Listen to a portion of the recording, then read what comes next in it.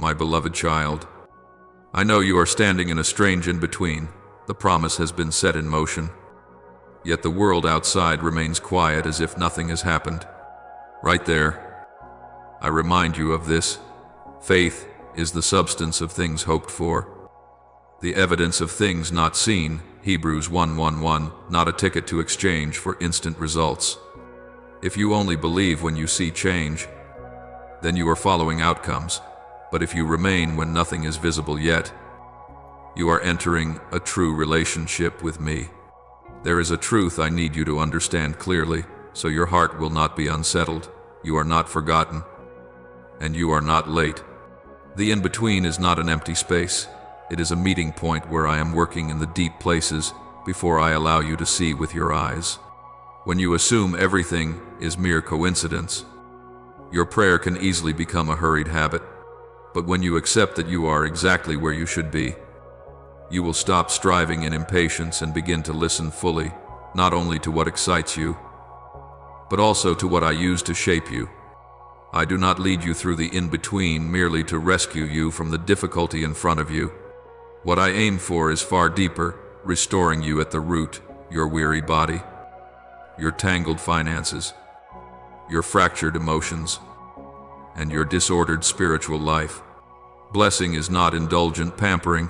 It must be stewarded with discipline and right choices.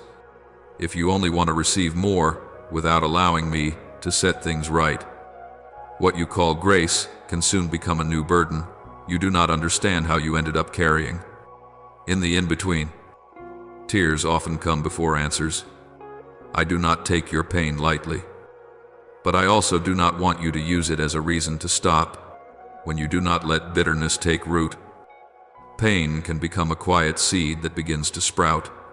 What you call loss today may be what I am reshaping into a harvest tomorrow, if you are willing to turn complaining into clear prayer, and turn long nights into a new discipline for living, working, learning, and healing. I look at you now not with a suspicious gaze, but with the patience of a father who knows exactly where you stand. You think you have gone wrong because the scenery around you has not changed, because the promise you heard is still not within your grasp. But I whisper to you precisely when everything still looks the same. I am confirming that you have not wandered from the plan. You have stepped into the appointed meeting I prepared long ago.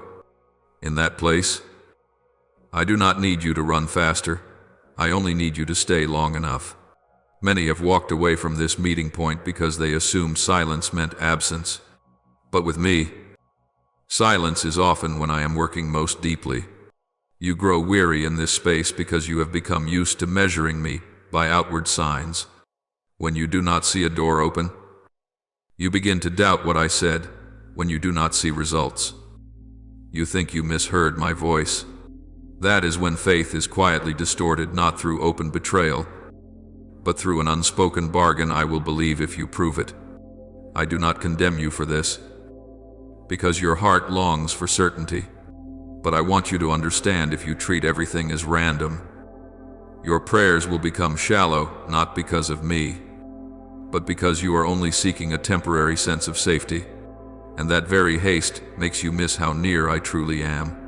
Remember the two disciples on the road to Emmaus, leaving Jerusalem in the sorrow of late afternoon. They had heard the promise. They had witnessed the cross, but they did not understand the resurrection, so they believed everything was over. I walked with them for a long time, yet their eyes were kept from recognizing me, because they searched for me only in what was familiar. I did not scold them for leaving. I simply drew near, explained everything piece by piece, until their hearts burned again. Only when they were willing to stop, break bread, and remain long enough did they realize I had never left. You are the same. The in-between is not a full stop, but a stretch of road where I am walking beside you, even if you have not yet named my presence rightly. So I invite you to return with a different posture. Do not live as though everything is accidental, and do not pray as if you are merely trying your luck. Quiet the distractions that keep you hunting for noise to fill the emptiness. Stay with me not only in the passages that thrill you, but also in the parts that require patience and obedience. When you remain long enough, you will realize I speak to you not only with words, but through a life whose rhythm is being rearranged. And when you stop asking, when, your heart will begin to ask, what do you want me to learn here from where you are standing? I do not only want you to understand you are in the right place, I also want you ready for what I will do next. This meeting point is not a place for you to pitch your tent forever, but a place where you are prepared for a deeper restoration. When you recognize you have not been abandoned, you will have enough peace to look honestly at what I want to touch at the root. And from that peace, you will be ready for me to lead you farther, not merely out of difficulty, but into a complete renewal you have never imagined. I want you to receive this with a slower breath, because here is where many misunderstand my heart most. When you are exhausted, I do not come only to pull you out of the pit and then leave you to live the same way as before. I do not patch things up, and I do not merely mend the surface to soothe you. What I seek is restoration at the root where old habits, old patterns of thinking, and disordered choices have quietly drained you. If I only get you out, you will soon return to the same cycle. But when I restore you, I want you truly free, not just temporarily relieved. Many times you ask me to change your circumstances while I wait patiently for you to allow me to change how you live within them. You ask me for more strength, yet you do not want to learn true rest. You ask me to open financial doors, yet you avoid stewardship and restraint. You ask me to heal your emotions, yet you still cling to attachments that keep your heart in turmoil. I do not say this to accuse you, but so you understand restoration is not indulgence, it is the reordering of what is out of place. When order is rebuilt, peace will no longer be a fragile feeling, but a solid foundation. Remember Naaman, a powerful commander who carried leprosy within him. He came expecting something grand, a quick miracle, a dramatic gesture, a word worthy of his rank. Yet I told him only to wash 7 times in the Jordan, an act so simple it offended him. That simplicity exposed what he was not ready for: humility as the path to real healing. When he obeyed, not only was his flesh restored, but his heart was renewed. You are the same. Many of my blessings feel stuck, not because I am slow, but because you are not yet willing to walk the path of being corrected. So I call you back to honesty before me. Let me touch the 4 areas I care about. Your body needs to be cared for with the right rhythm. Your finances need to be managed with responsibility. Your emotions need to be guarded in truth. And your spirit needs to be nourished by a discipline of love, not by passing inspiration. If you only want to be given but refuse to be shaped, you will soon grow tired of the very thing you once asked for. But when you allow me to form you, blessing will become support, not a new burden. I know this is not easy, because it requires you to abandon a faith that functions like a bargain. Yet it is here that you begin to grow into mature faith, no longer dependent on the feeling of being indulged. As inner order is gradually restored, you will realize I am preparing you for deeper stretches, where emotions no longer lead, but trust becomes your compass. And when you are steady enough to face what is still unfinished in you, you will understand why I am not in a hurry. Some things can only be formed through patience, and that is what will carry you forward on this journey. I know there are days you wake with heavy eyes, not only from physical tiredness, but because your heart has cried too long in silence. Your tears do not confuse me, and they do not push me away. I have seen every drop fall on the nights you thought no one understood.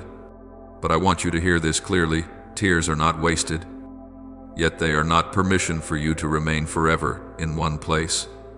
If you turn pain into a shelter, it will slowly hide the road I am opening. Many people hold on to sorrow as proof of their own righteousness, as if the more they suffer, the faster I must answer. But My child, pain does not automatically produce maturity. When you let bitterness take root, pain will lock you in the past. But when you place it before me without decoration, without prolonged self-pity, I will turn it into material for building something new. I do not erase your memories, but I teach you how to carry them without being driven by them. Remember Anna in the temple, the woman who remained through many years of loneliness and waiting. Her loss did not make her closed off, it made her steadfast in prayer. She did not use tears to demand, she used them to listen. And on what seemed like the most ordinary day, she recognized the Messiah in a poor infant. What she waited for did not arrive with trumpets of victory, but with quiet presence. You are the same. What I am preparing for you may be coming in a form very different from what you imagined. So I call you to take one more step. Do not let your lament circle only within your heart. Turn it into specific prayer. Tell me plainly what hurts, what you fear, and what you do not yet understand. Turn long nights into a new discipline. Sleep enough for your body to recover. Work faithfully, even when no one sees.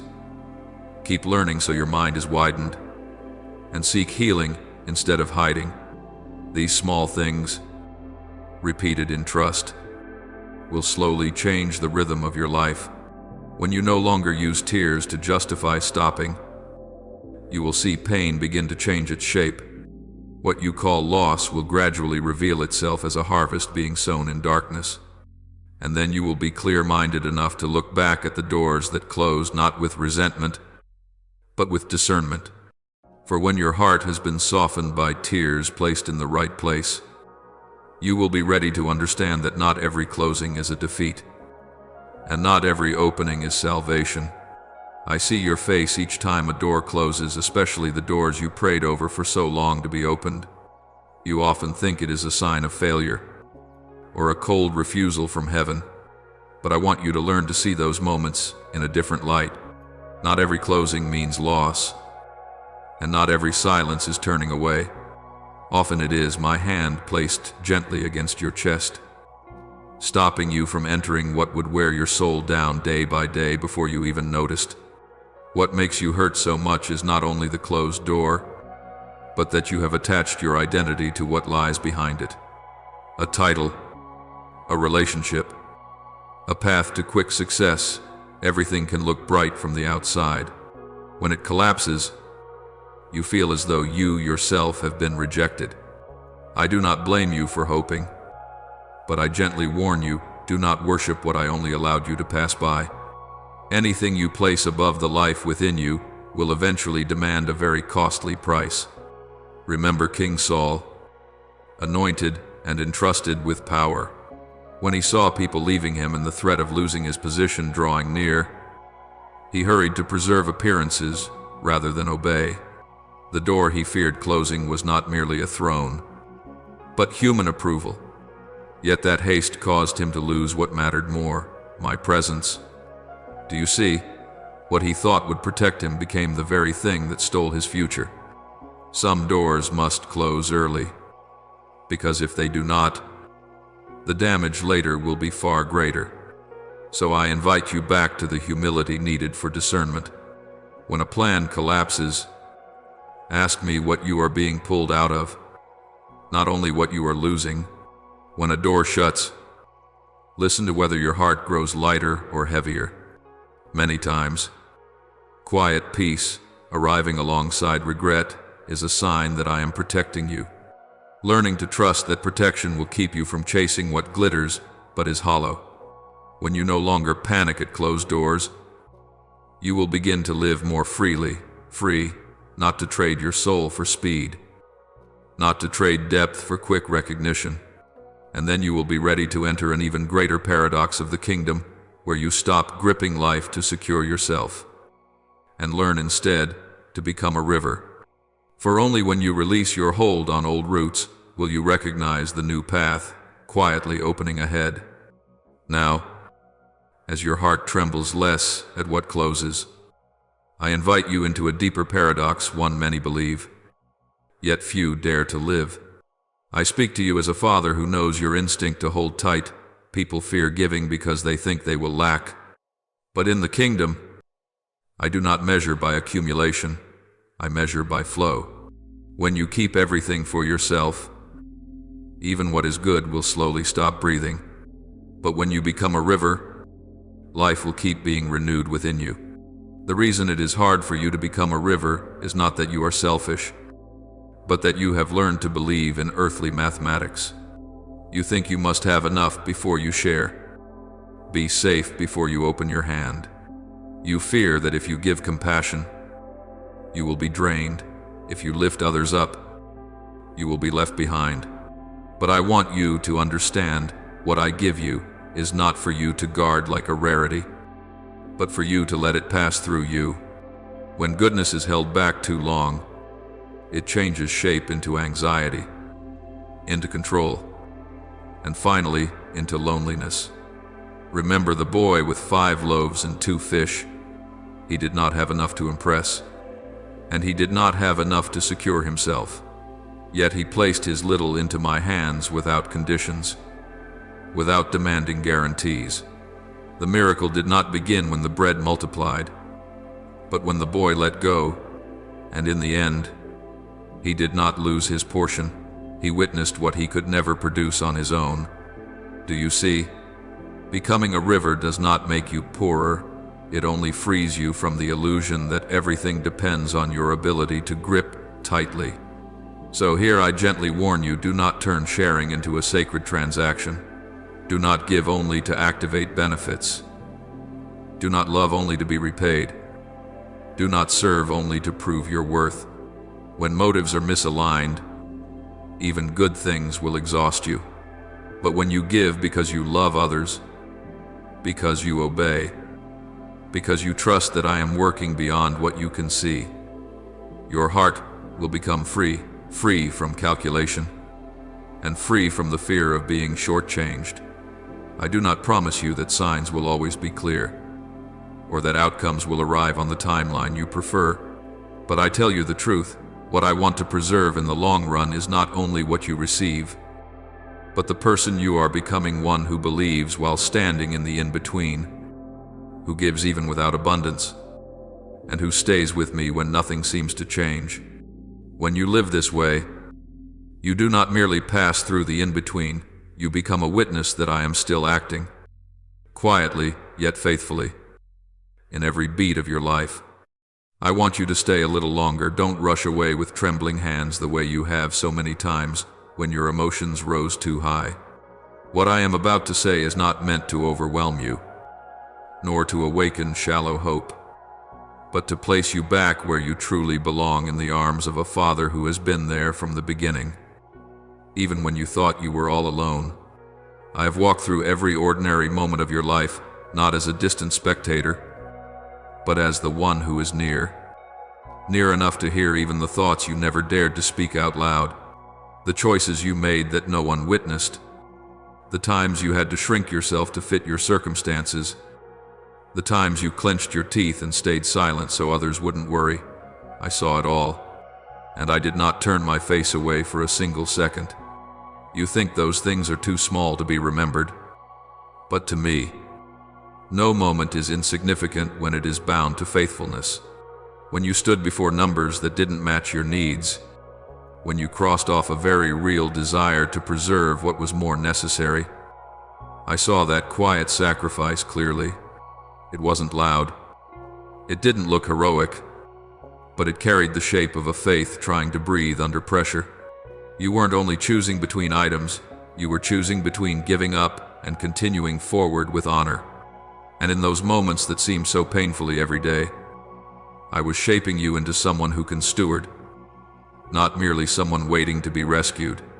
There are fears you have never named, only felt as a heavy weight pressing on your chest in the latest hours of the night. When the world has fallen asleep and there is no one left to steady you, your mind runs in circles around scenarios that haven't happened, roads that haven't opened, questions without answers. You thought those were the moments I was absent, but in truth, those were the moments I was closest, close enough not to interrupt, only to listen. I do not rush to silence your worries with hollow phrases, because I know you need to be seen before you can be comforted, and it is that quiet presence that has held you in place, keeping you from sliding into despair, even when you didn't recognize it at the time. I have received every tear you let fall in silence, not as a weakness to be ashamed of, but as a prayer that needs no words. There were times you no longer had the strength to believe with your reasoning, only the ability to believe by clinging in the most fragile way. But hear me. My child, faith is not measured by certainty, but by staying. You stayed, even tired. You did not turn your back. Even when you didn't understand, you kept living with kindness, even when you felt hollow inside. And that is a faithfulness I never take lightly. What you thought was only enough to survive is precisely the material I use to build something more lasting. I want you to understand this deeply. Not a single detail of your journey has been overlooked. The sighs you swallowed back, the right decisions no one praised, the times you chose not to hurt others even while you were hurting, every bit of it has been noted, not as a scoreboard, but as the imprint of a person being formed. I am not only concerned with you getting through, I am concerned with who you become after you get through. And that is why I do not answer you with one isolated piece, but with a restoration that reaches into every dimension of your life. Even now, I am reordering what you thought was tangled beyond saving, not by a magic act that makes everything vanish overnight, but by a new order that gives you the strength to carry what I give. Your body will learn the rhythm of rest again, no longer living on prolonged tension as a habit. Your mind will grow quieter, not because there are no problems, but because problems will no longer rule you. Your emotions will be healed from fractures you once accepted as normal, and your spiritual life will no longer revolve around waiting for signs, but will be anchored firmly in relationship. I am not inviting you into this through temporary excitement, but through mature trust. The restoration I give does not make you dependent, it makes you steady. It does not help you escape reality, it gives you the capacity to face it. And when you look back on the road behind you, you will realize that the days you assumed I was the most silent were the days I was doing the most work, not to prove power, but to protect your soul from what you were not yet strong enough to carry. So do not close your heart too soon, and do not rush to conclude the story when the page has not yet been turned. What is happening is not an ending, but a transition. I am leading you out of an old way of believing where faith was turned into bargaining and into a deeper place, where you trust even before you see, give even before you have abundance, and remain even before you understand.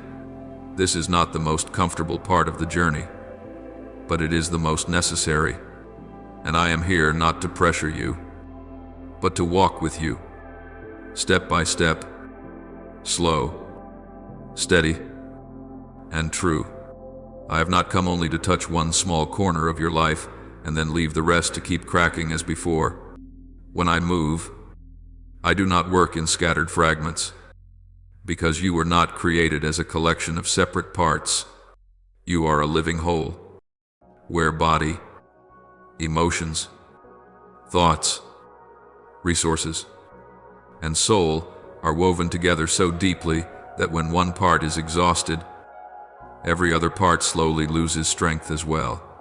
That is why what I am leading you into is not a single blessing for you to boast about or cling to, but a comprehensive process of transformation, quiet yet persistent, reaching into the very places you have grown used to enduring without expecting renewal. I know your body has carried too many marks from long days without rest. Some pains are not exactly sickness, but the consequence of living beyond your limits for too long. Some weariness cannot even be named, only felt each morning as heaviness, as though your strength has been drained before the day begins. I do not dismiss that. I have seen every night you forced yourself up, every day you pushed forward even when you were empty inside. And in the place where you thought you could do nothing but endure, I am beginning a true renewal. Not loud, not sudden, but little by little your breathing will deepen, your sleep will become whole again, and your body will relearn the rhythm of rest it has forgotten. The healing I give is not only the absence of pain, it is returning you to the original order of life, where you no longer have to pay with your health for every effort to survive. At the same time, I am also working in the numbers that make you anxious. I know the feeling of looking into your wallet and sighing. I know the unease when the end of the month approaches. I know the pressure of having to manage, patch, and stretch from one day into the next. Lack does not only erode your finances, it erodes your dignity, slowly convincing you that you are always at a disadvantage, always chasing, always fearing tomorrow. But I did not create you to live forever in that spiral. When I make a way to provide, I do not only bring money, I teach you how to stand firm before money. The channels that once felt blocked will be opened little by little, and burdens that seem to have no exit will be loosened step by step. You will no longer live only by sheer endurance. You will learn to steward with new wisdom, where money is no longer the master, but a tool that serves the life you are building. But if only your body is restored and your finances are eased while your heart remains empty, I know you still will not be truly living. I see the quiet spaces in you where joy once lived but slipped away without you noticing when. There are smiles you have practiced until they feel familiar, yet they never reach the depths of your heart. There are relationships close at hand, and still you feel alone. Sorrow is not always loud. Often it is simply the long absence of feeling understood and being able to rest. I have not come to blame you for being sad for so long. I have come to pour into you a joy that does not depend on circumstances, a peace that does not require you to pretend you are strong. Little by little, lightness will return. Laughter will no longer be forced, and you will realize you have not been abandoned in this world the way you once believed. And above all, I am touching the deepest part you often avoid your spiritual life, not to pile on more responsibility, not to make you strain to become more righteous, but to allow you to live more truthfully before me. For many years, you may have grown used to believing by habit and praying by rhythm while your heart was tired and distant. I do not condemn that. I only want to rekindle a connection that was once vividly alive, where you come to me, not out of obligation, but because you know you need to remain in my presence. When your spirit is renewed, the other parts of your life will naturally find order again. You will not have to force yourself to believe, because faith will become breath, not burden. None of these things happen so that you think you are more deserving than others, or so that you measure me by what you receive. They happen so that you become someone different, steadier, freer, and able to trust even before everything is finished. I do not promise a journey without trials, but I promise a journey without meaninglessness. Every restoration unfolding within you is weaving a new foundation, where you no longer live by fear, but by deep, quiet trust. And when you look back, you will recognize that the most precious change was not what shifted on the outside, but that you are no longer the old you, the one who thought you could only survive, never truly live in fullness. I know there have been seasons when everything inside you became so tangled that even you could no longer tell where you were going, not because you were weak, but because you had to walk too long through dim crossroads, where many voices spoke at once, and none sounded clear enough to guide you. When your vision was obscured, you began walking by habit rather than conviction, by reflex rather than purpose.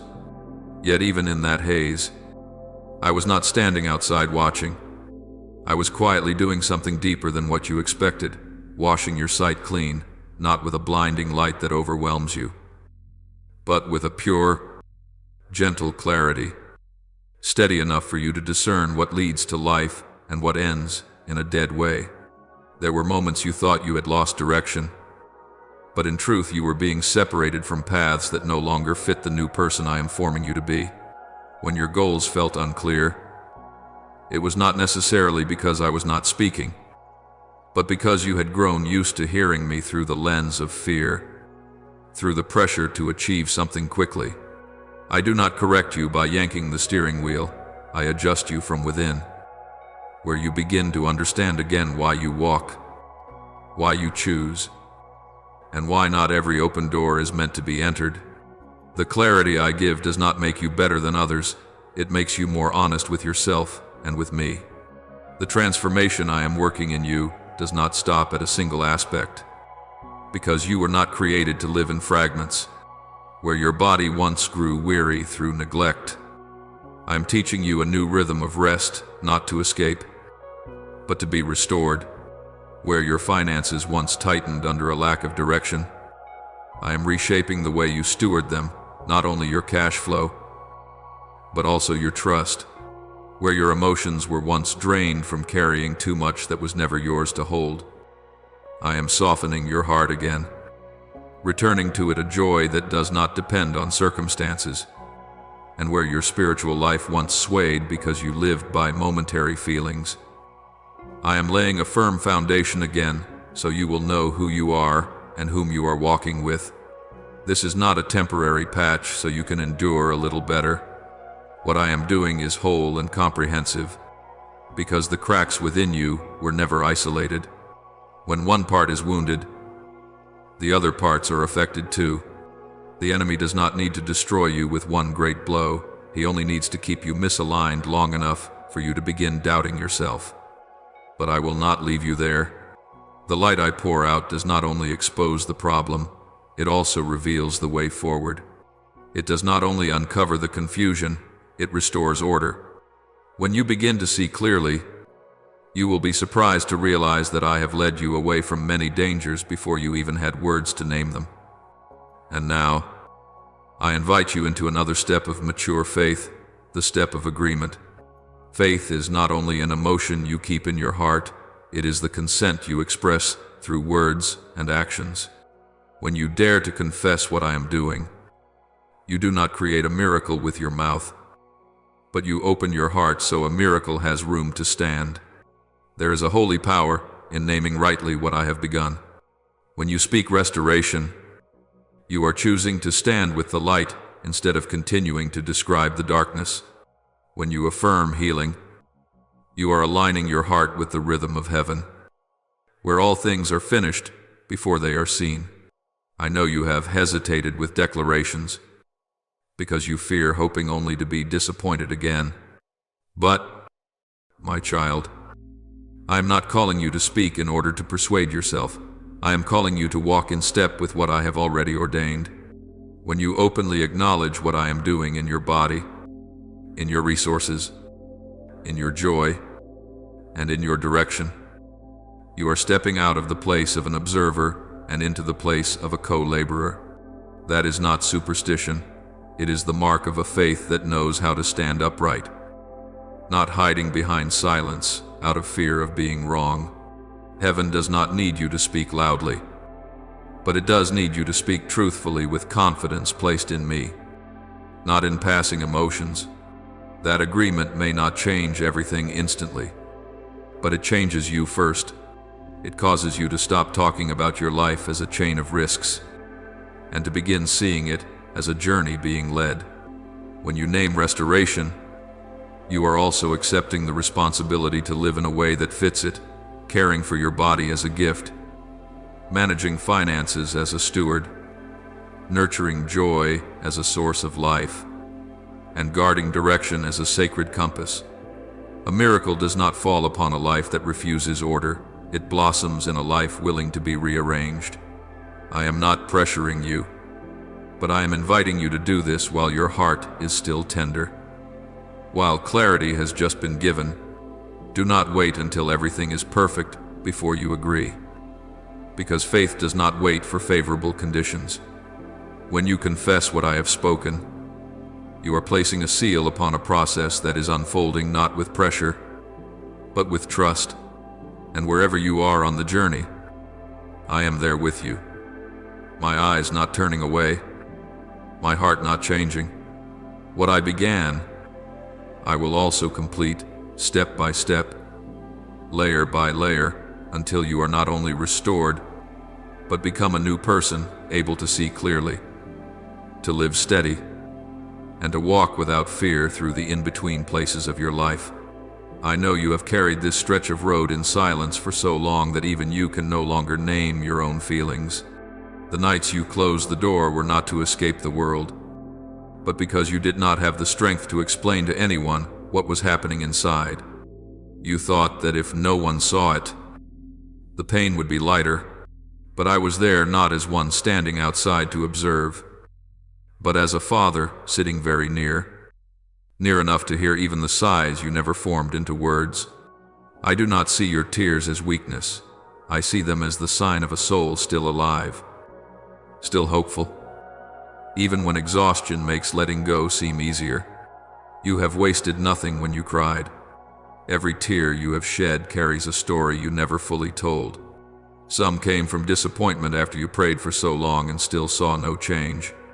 Some flowed from the pain of being misunderstood, overlooked, treated unfairly, and not having the strength to defend yourself.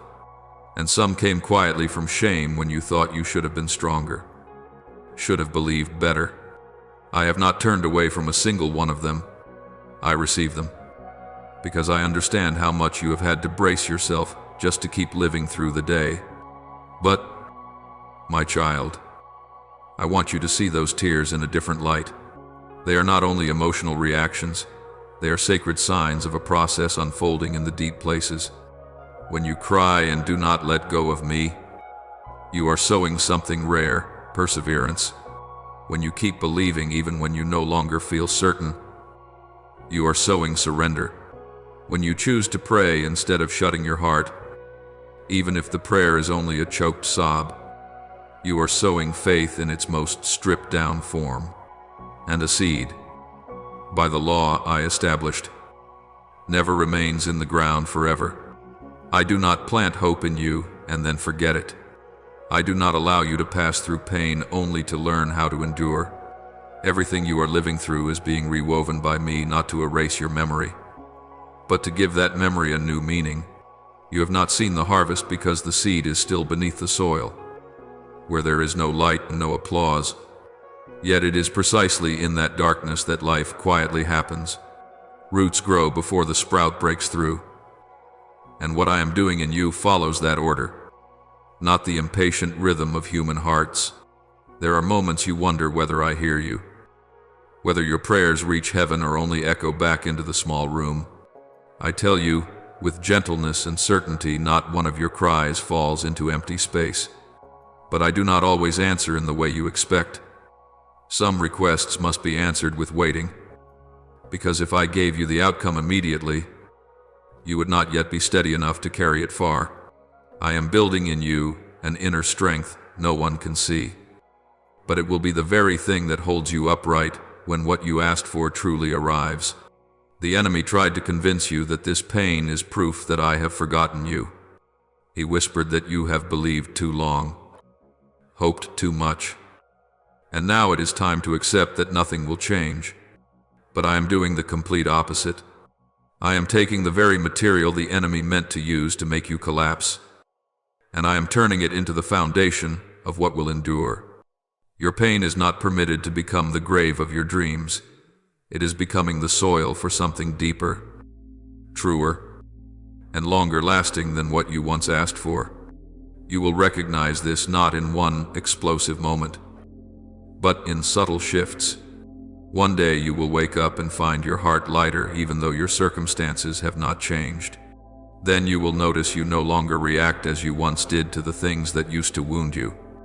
You will begin choosing peace over battle, trust over control. That is not you becoming weaker, that is you being healed. And in those quiet changes, the harvest has already begun. Even if you do not yet have the language to name it, I know you want a clear confirmation that your time has come. I do not say this to stir your emotions, but to set you in the posture of one about to receive. Everything is moving without noise, without display, yet unmistakably real. The prayers you lifted in weariness are being untied, knot by knot. The question, how much longer, is being replaced by an answer you did not expect, not with thunder from the sky, but with a door opening at the moment you are mature enough to walk through it. But before you go farther, I need you to understand this so your whole journey will not become distorted. The miracle is not the final destination. What I treasure more than the outcome is the person you are becoming along the way. If you only wait for the day the tears disappear, you will miss what I have formed in you through every single tear. A softened heart, a faith no longer dependent on feelings, a humility that does not need to be recognized. These will stay with you longer than any specific answer. When you look back, you will not only see that you made it through, you will see that you were remade. You will understand that if I had removed the pain sooner, you might have lost the depth you carry now. And when you tell your story to others, you will not boast of victory, but testify to faithfulness. Your tears will no longer shame you. They will become a language other weary souls can understand and find hope through. So do not rush away while I am still speaking. This journey is not closing. It is stepping into a new layer of meaning. I have spoken to you about the value of tears, about the coming harvest, and about the shifting already underway. But what I am about to lead you into is not only receiving it, is living differently after you have received. For what brings me joy is not that you are comforted for a moment, but that you walk with new meaning, with a purpose no longer revolving around old pain. And here, you will begin to understand why everything happened not to break you, but to prepare you for something far greater. I know the road you've just walked has left your heart weary, not because you are weak, but because you hoped with sincerity. You poured your whole heart into doors that seemed about to open, emptied your trust into what you believed were the answers I had given for your life. And then, in the moment you hadn't yet understood what was happening, everything closed. Without warning, without explanation, without giving you time to prepare. You ache because you think you were deprived, abandoned, rejected. But I want you to listen very carefully. From the deepest part of your soul, there is no door I close without the intention of preserving life for you. I do not act on impulse, nor do I leave you to fall into meaningless emptiness.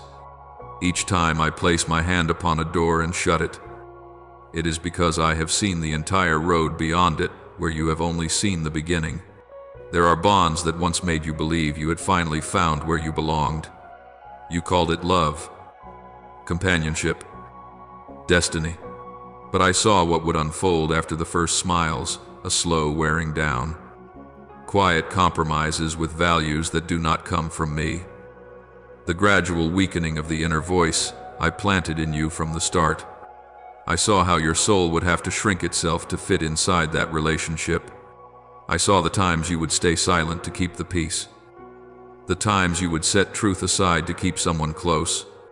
And I knew that if it continued, you would no longer recognize yourself. So I ended it not to punish you, but to save you from an erosion you were not clear-eyed enough to name. You see only the loss in front of you. I see an entire future being threatened. And there are opportunities you desired so deeply you begged for them through tears. You believed that if you could just step through that door, your life would finally turn a page. You imagined stability, recognition, the feeling of at last, I've been chosen. But what you did not see was the cost behind the glow. I saw mornings when you would wake with an empty heart even while everything looked enough on the outside. I saw how that environment would suffocate the sacred life within you, turning you into a machine driven by pressure and comparison, where your worth would be measured by performance rather than by the identity I have given you. I would not let you enter a place that would take your soul day by day in exchange for temporary reassurance. When I stop what you long for, it is not because I am withholding, but because I know you too well to hand you over to a way of living that would make you lose yourself. There are plans that seemed firmly built, intentions you believed were only one step away from taking shape. You saw yourself close enough to touch success. You began to calculate the next moves. You grew used to the feeling of control, and then everything collapsed so quickly you couldn't even react. You asked why I would allow that after you had tried with all your strength. But understand this, not every foundation that looks strong to you can stand in the light of truth. Some things are erected from talent, ambition, and personal will, yet do not arise from humility and obedience. If I let it succeed, you would slowly begin to believe you no longer needed me. You would start walking by your own strength, and pride would slip into places you never expected. I dismantled it not because it was evil, but because it was not yet right in timing, not yet right in order, and not yet right in motive to sustain you for the long road ahead. My child, every time you call it rejection, I call it protection. Every time you think you are being pushed out, I know I am pulling you out of what would wound you more deeply. You see a door closing in front of you. I see a fence being raised around your soul. I do not promise you will not hurt when what is familiar departs. I do not deny that your tears are real, but I want you to know that not a single tear falls that I do not use to water what I am quietly preparing.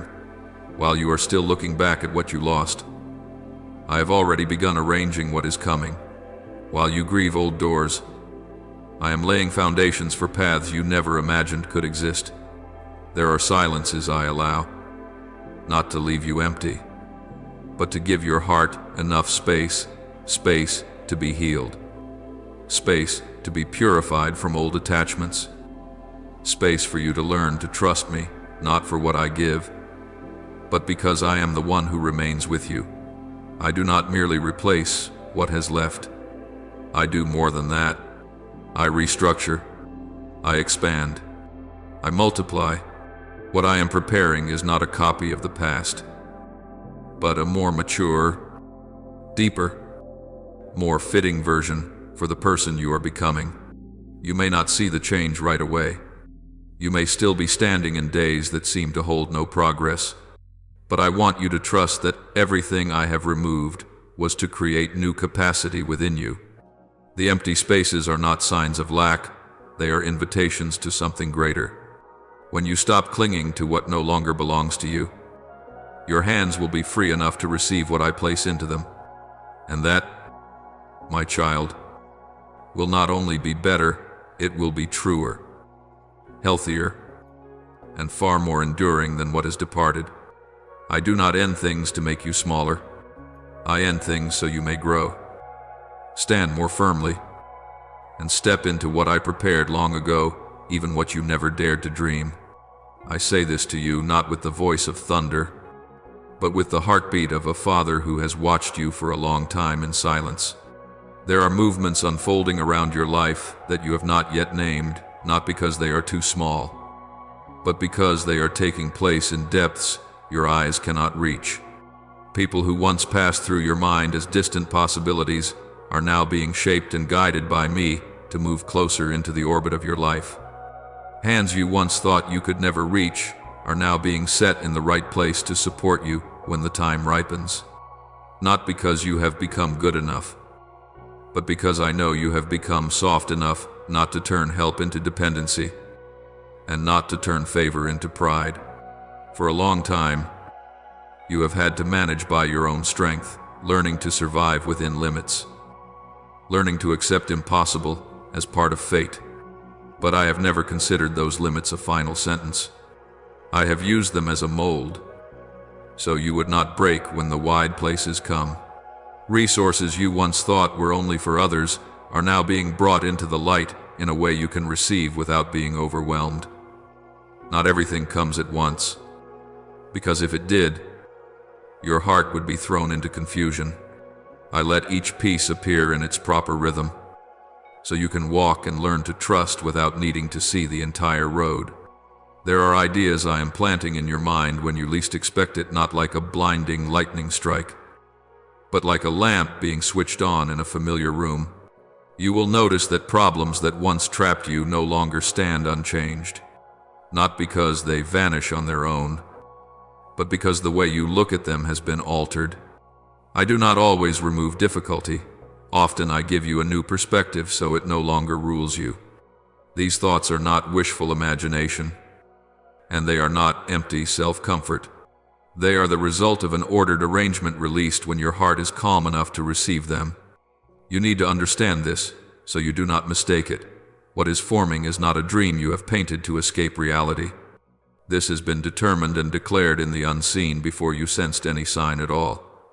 When I speak, I do not negotiate with reality, I reconstruct it. What is out of rhythm will be returned to its rightful place. What is tangled will be untied.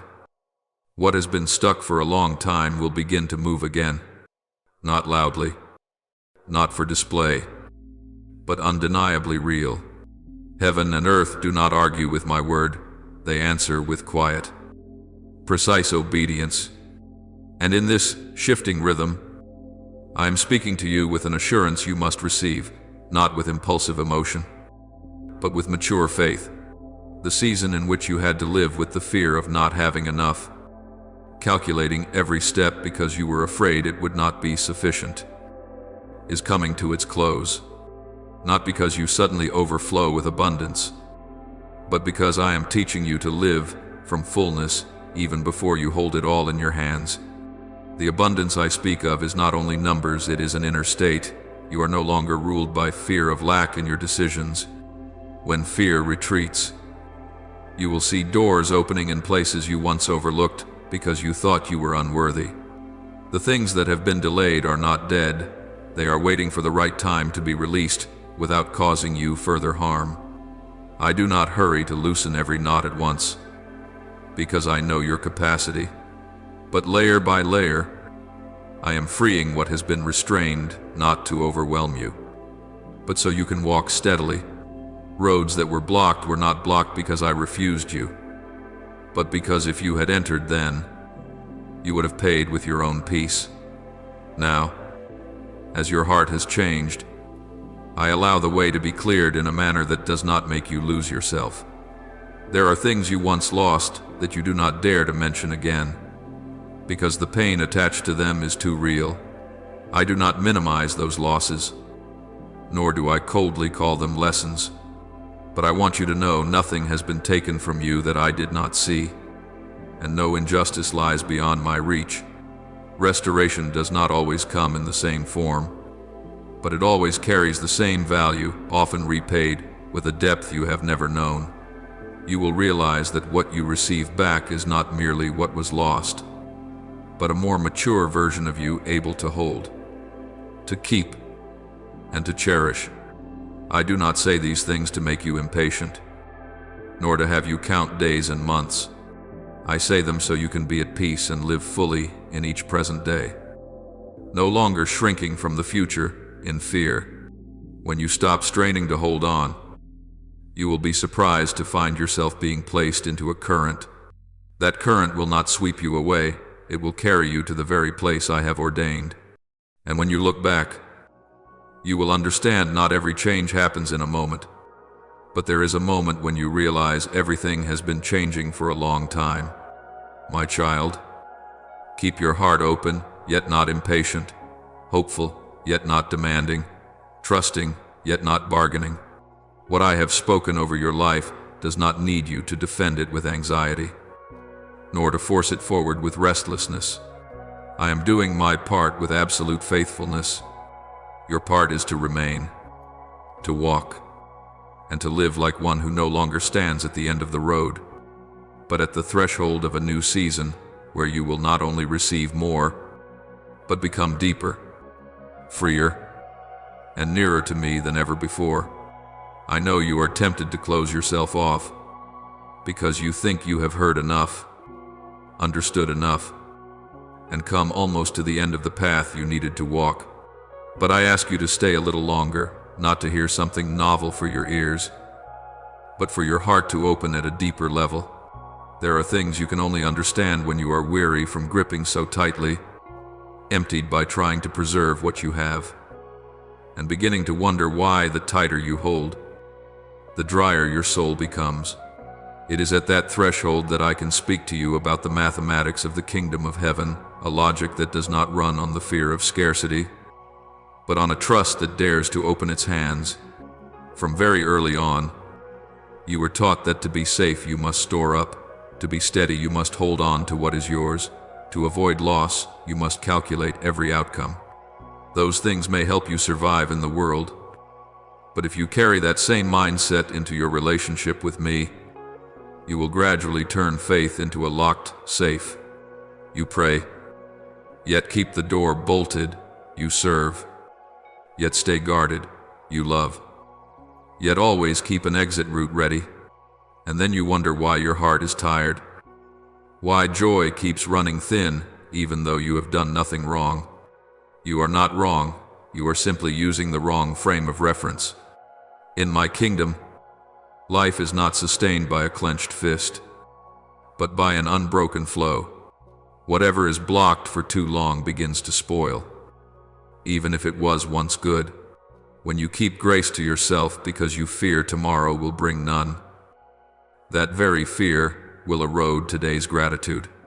When you hold back your gifts, your compassion, even the goodness I have placed within you because you are afraid of lacking, you unwittingly turn a gift into a burden. I did not give to you so you would become a warehouse. I gave so you would become a channel. Let me lead you back to a familiar image you think you already understand too well. That day, no one was expecting abundance. Before them was only a weary crowd, an empty place, and a portion of food so small it hardly seemed worth counting. By your way of calculating, the wisest choice would have been to keep it for yourselves, or at most, to share a token amount and accept the shortage. But what I did was not a magic trick of multiplying food before it was given away. I began with something very fragile. I received that small portion, spoke blessing, and then broke it. The miracle did not begin where there was much, but where someone dared to place what little they had into my hands without conditions.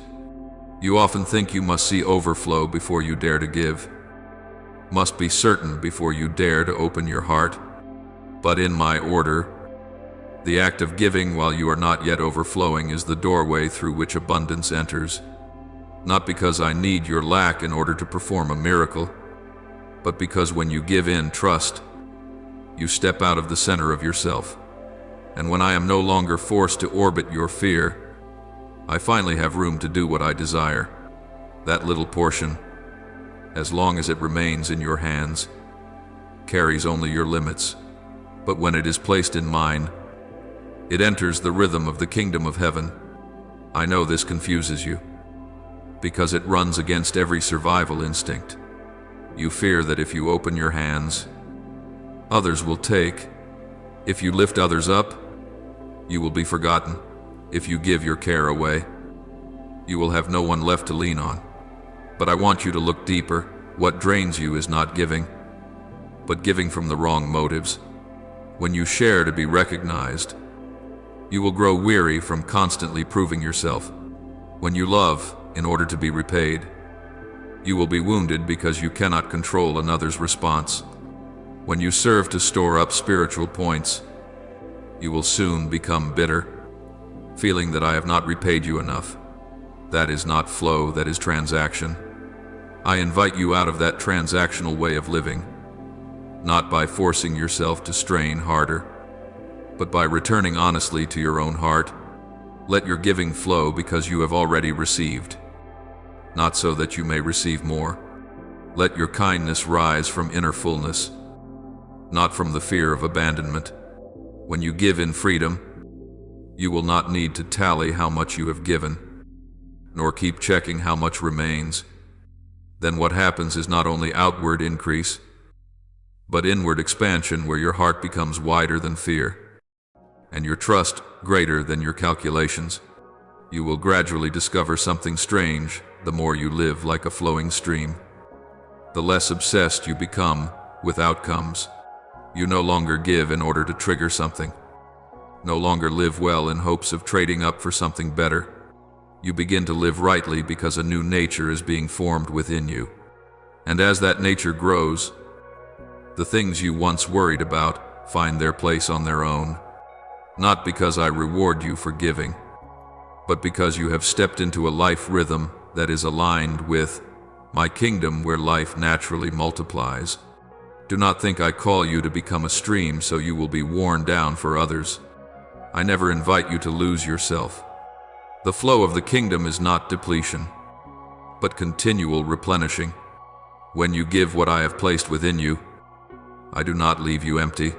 I fill you in another way, deeper, steadier, more enduring. There are things I cannot pour into you while your hands remain closed. Not because I am stingy, but because I honor your freedom. And when you have lived long enough in that rhythm of flow, you will understand the most important thing I am quietly forming is not outward signs. Those signs may come and go, may be much or little, may delight you for a moment, but not remain for long. What I am building is a new person within you, one who does not panic in the in-between, does not cling when it is time to release, does not shrink back when invited to give. A person who knows how to trust without needing to see, to give without needing to keep, to live without bargaining. When you become that person, your very life becomes a testimony without noise, without display. You will not only pass through the in-between, but carry light for those who are still standing there. And I, your Father, will remain in every breath, not as a reward, but as the source of life that never runs dry. I want you to stay a little longer in this quiet rhythm, because what I am about to say is not meant for haste.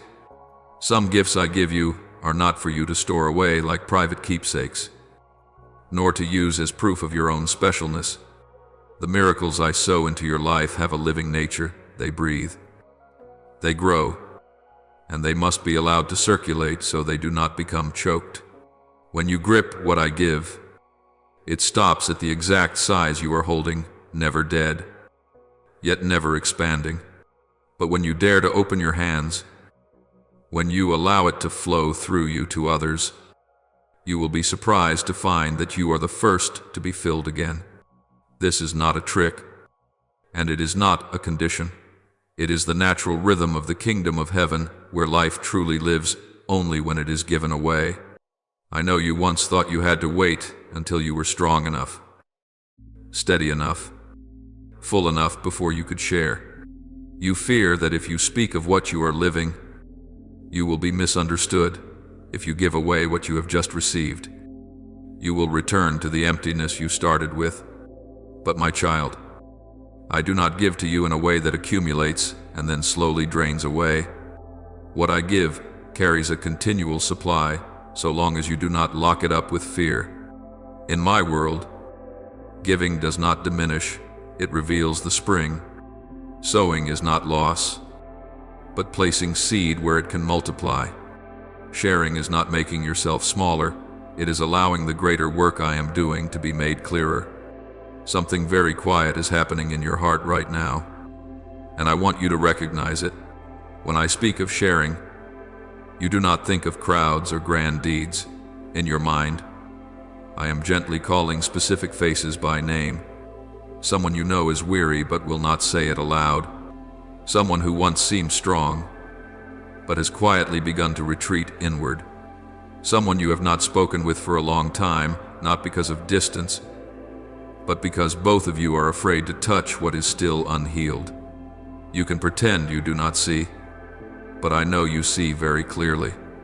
For it is I who am placing those faces within your heart, not to pressure you, but to invite you into the role you have been prepared for a long time. Do not think you must say something impressive, perfectly correct, or fully complete. What I need from you is not the ability to persuade, but the honesty of someone who has been in the dark and knows what it was like when the light came. Simply pass on what I have spoken to you in your own voice, through your own not yet perfect story. When you dare to do that, you do not only help another stand again, you are also confirming to your own heart that what I am doing in you is real. Your faith, in that moment, will no longer be an idea, it will become living action. I know you worry that the other person may not listen, may be indifferent, or may not respond at all. But my child, your responsibility is not the outcome, it is obedience. A seed does not sprout immediately before the sower's eyes, yet it is still quietly at work in the soil. Some words you speak today will bear fruit only after many years, at a time when you no longer remember you ever sowed them. And some words you thought were small will become a lifeline for someone at the very moment they were close to letting go. You cannot see it all, but I can. When you choose to share, you step out of the center of yourself and into my flow. And there, you will discover something gentle. You are no longer alone on the journey of faith. What I do in you is no longer only to support you, but begins to weave you into my larger story with the people around you. Life multiplies not because you strive harder, but because you stop keeping it for yourself. And in that uncalculated giving, your heart will widen in a way that no personal achievement could ever accomplish. So do not delay any longer. My child, do not wait until you feel holy enough, strong enough, or ready enough. This moment is precisely when I am very near to you, just as I am very near to those I have placed upon your heart. A short message, a sincere call, an unpolished sharing, any of these can become a channel for my grace to flow through.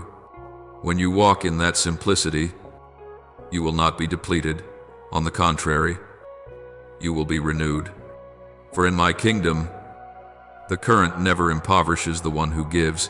It only makes more visible the life that is moving through them.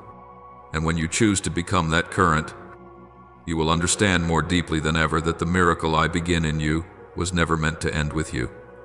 I am speaking to you now in a very slow voice, very close, the way a father sits down beside his child at the end of a long day, not to correct in haste, but to touch the deepest place in your heart.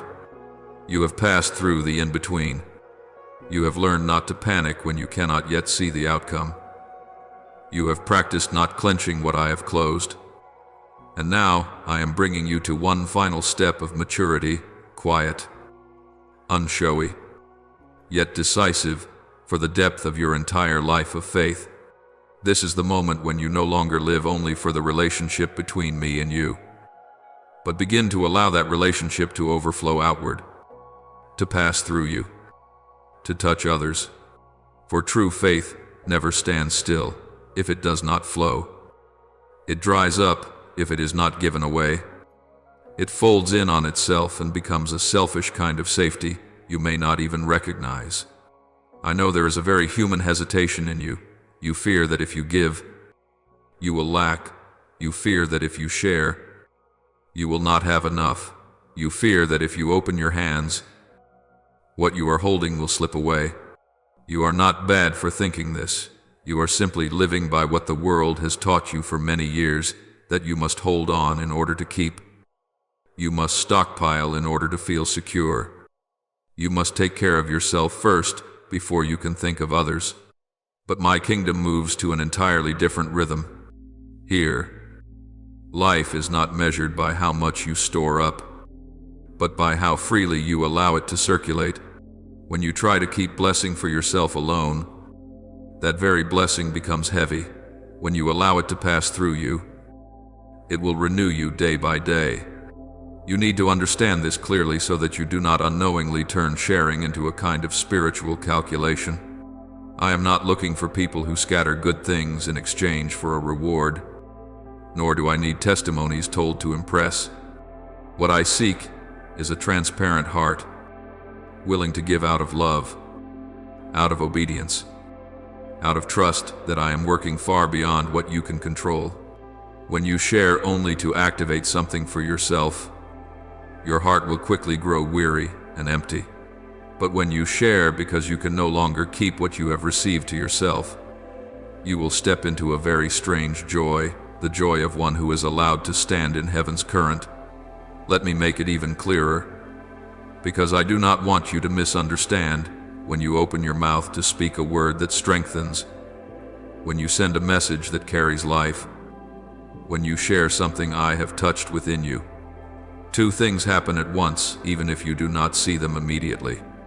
The one who receives is reached not because you are great, but because I use your simplicity to knock on the door of their heart, and at the same time, you yourself are widened, like soil being dug deeper so that new water can flow through.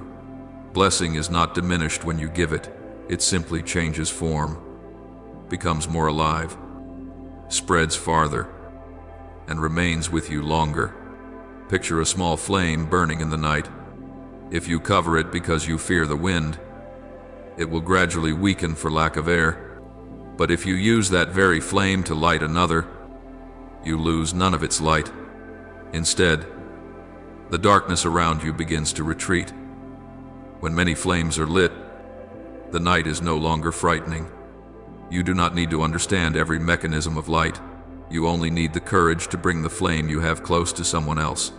Faith is the same. It does not grow in isolation, but in overflow.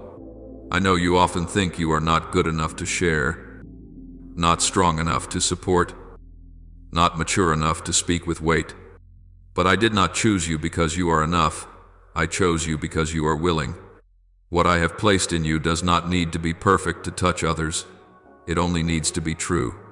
A word spoken from a place that has known pain, has known doubt, has stood in the in-between, yet still chose to trust, carries more power than 1,000 hollow phrases. You do not need to preach, you only need to bear witness by your presence. And so I urge you, not with a rigid command, but with the great trust I place in you. If right now a name, a face, or a group of people is echoing within you, do not brush it aside. I often speak to you through such gentle promptings. Send out what you have just received, no embellishing, no showing off, only sincerity. Write a few lines from your own heart, saying, God has placed this on my heart for you. I believe it did not come to you by accident. Read slowly. Stay with it, because this may be what you need to stand up again. When you do that, you are not merely forwarding a message, you are becoming a bridge. Do not underestimate that act. In this noisy world, a word shared with a pure motive can become the only foothold for someone who is teetering. And the very moment you press send, the very moment you open your mouth, the very moment you dare to let what I give pass through you, the second wave of the miracle begins to move in your life. The first wave began when you chose to remain, chose to believe, chose to let me refine you. The second wave is stronger, deeper, because it does not only change you, it changes how you are present in other people's lives. I am not telling you to do something grand. I am telling you to do something real. Sharing with 3 people or with 1 is not as important as whether you obey. Sending it to your family group, or speaking privately to a friend, or posting where you normally show up, the important thing is not the platform, but the flow. When you step into that flow, you will discover something very strange. Your joy will no longer depend on how much you receive, but on how you have allowed me to pass through you. And then, when you look back, you will understand why I have patiently led you through every stage. The in-between was not only where you learned to believe, it was where I formed you into someone who can carry that faith to others. You are not only a recipient of grace, you are a channel of grace. You are not only comforted, you become comfort. You are not only illuminated, you become a light set on a lampstand. And when you live this way, you will no longer fear lack, because you have touched the spring that never runs dry, me. I want you to pause for a moment, not to think with logic, but to let your heart catch up to what I am saying. When blessing begins to touch your life, the natural reflex of human beings is to close their hands, to keep it for themselves as if it might vanish if released. But I see deeper than what you are holding. There are things I place in your hands not for you to store away, but for you to allow them to pass straight through you, like blood that nourishes the whole body instead of stopping at one point. Blessing, when held back too long, will no longer feel like blessing. It slowly becomes anxiety, vigilance, fear of losing. But when you allow it to be shared, it will always be renewed, because its source is not in you, but in me. Understand this through a very ordinary picture. Water does not spoil because it is little. Water spoils because it stands still.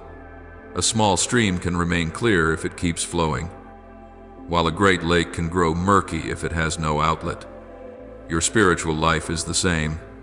When you learn gratitude but do not learn to give, when you receive support but do not become one who supports, when you are healed but do not open your heart to feel compassion for another's pain, you are unintentionally letting the life within you stop circulating. I do not accuse you for this, because you are only trying to protect what is precious. But I gently remind you what is most precious will not be lost when it is given. It is only lost when it is held in the wrong way. Perhaps you think you are not yet full enough to become a source for someone. You look at your own lack and tell yourself you must be steadier, stronger, more secure before you dare to share. But I do not wait for you to be perfect before I act. I have always worked through people who are still fragile, because fragility keeps the flow from being clogged by pride. When you share from the place where you once broke, your words carry weight. When you love from the place where you once hurt, that love will not be fake. And when you give not because you have excess, but because you trust, you are stepping into the logic of my kingdom, where multiplication does not begin with quantity, but with obedience. I know there are times you wonder whether spreading goodness truly makes a difference, or whether it is only a small drop in a vast sea. But my child, I have never despised a drop of water placed in the right spot. A timely word of comfort can keep a soul from despair. A story shared in truth can free someone from silently blaming themselves. A small act, when driven by sincere love, can become the starting point of an entirely new journey. You do not need to see every result in order to keep giving. You only need to trust that I am guiding that current farther than your eyes can reach. And now I want you to understand more deeply the space you are in at this moment. You think you are only listening, only watching, only stopping by for a while. But I tell you with solemn tenderness, this is not merely a place where information is transmitted. It is a meeting point.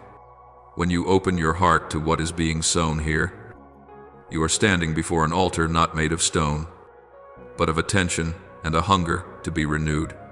Every message shared is not meant to impress, but to awaken, not to entertain, but to illuminate. I am present, not loudly, but truly. In every moment, you allow the word to go deeper than your first emotions.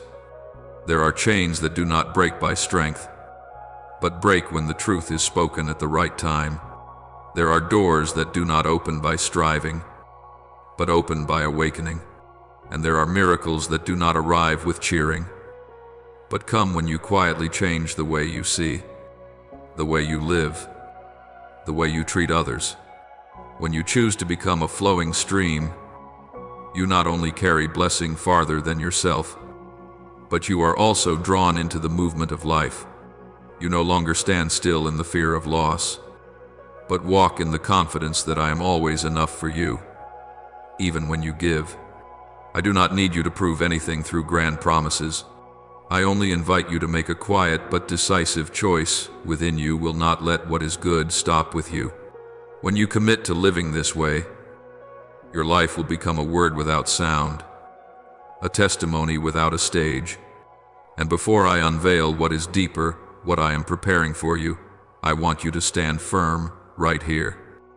In this awareness, you are not only a receiver, you are one who is sent, not to carry the whole world, but to be faithful with the portion of the flow entrusted to you. When you live true to that, you will realize that the miracle is not only happening around you, it is being formed within you. Little by little, steady and irreversible. I want you to understand this with both mind and heart, not merely through the passing emotion of a moment. What you are hearing, what you are touching, is not floating, words spoken to sound pleasant or to soothe you temporarily. These are words set in place beforehand, kept within my wisdom, reserved for very specific moments you will walk into.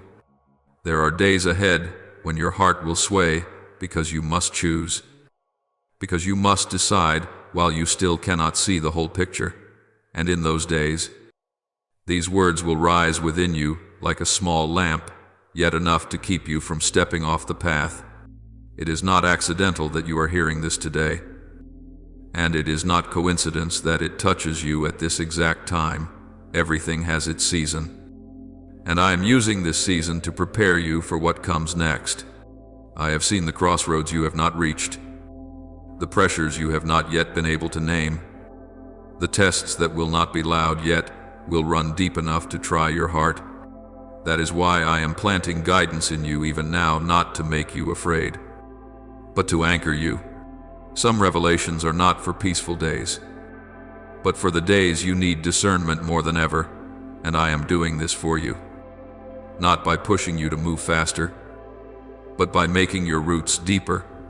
When you understand that your life is not drifting, you will stop seeing everything as scattered events. You will begin to recognize a quiet hand arranging things, never forcing, but leading with patient love. Now I need you to respond, not with grand promises, but with small and sincere actions. There are two things I invite you to do. As a seal upon this sacred moment you and I are sharing. The first, I want you to press like on this video, not as a mechanical gesture, not out of habit, and certainly not because others are doing it. I want you to do it with the awareness that you are agreeing. It is your way of saying to heaven, I do not only hear, I receive. I do not only feel moved, I believe. I do not only stand outside, I step in. That light touch of your finger in the unseen realm becomes a great reply. It is the yes you speak before what I am sowing into your life today. When you do that in faith, you are aligning with me, not in form, but in spirit. It is not an empty ritual, but a public confession of faith that you choose to trust my word more than fleeting emotions, that you open your heart for my power to move, that you will not close yourself off from what I am beginning. I do not need you to help me spread anything, but I know that when you dare to stand openly on the side of faith, you are opening doors you cannot open by yourself. Your agreement is the soil where this seed takes root. And when the seed has taken root, the harvest is no longer something you must strain to seize. I say this to you with the gentleness of a father. Do not treat lightly the small acts done in faith. There are things the world considers insignificant, yet, in the kingdom of heaven, they carry spiritual weight. When you press like in faith, you place yourself into another current one, where everything is no longer limited by calculating logic. You are saying that you trust I know what you need before you can even name it. And that very trust opens your heart to receive more, not material things first, but timely guidance. I do not promise that everything will change immediately after this moment, but I promise you will no longer be alone as you step into the decisions ahead.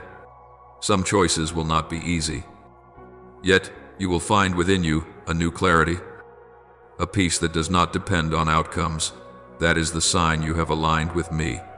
When you choose to answer my word, you allow me to work more deeply, quietly, but steadily, and in that steady work, you will see your life opening in ways you never anticipated. Do not let this moment pass like content heard and forgotten. Let it become a small but real marker in your journey of faith. I do not need you to understand everything right now. I only need you to trust that I am leading you, step by step, at the right time.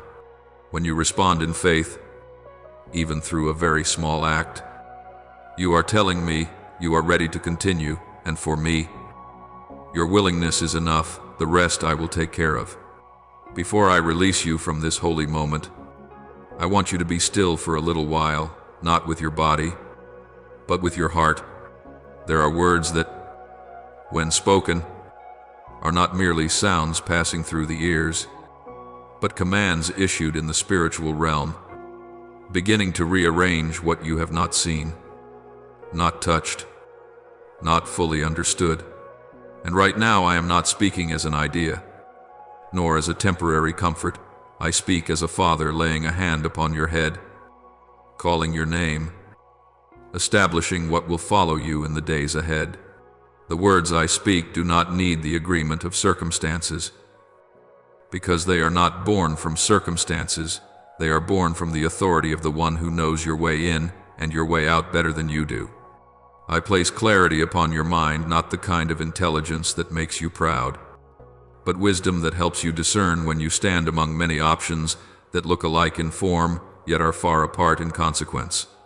I give your mind rest from the circles of repeated thoughts, the questions with no exit, the worries that have worn you down in silence.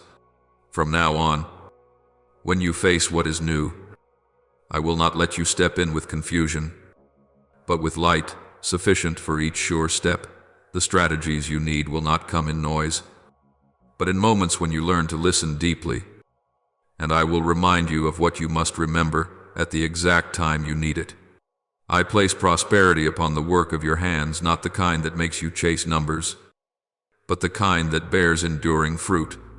Wherever you labor with an upright heart, I will cause increase to rise from there, even if at first it seems small.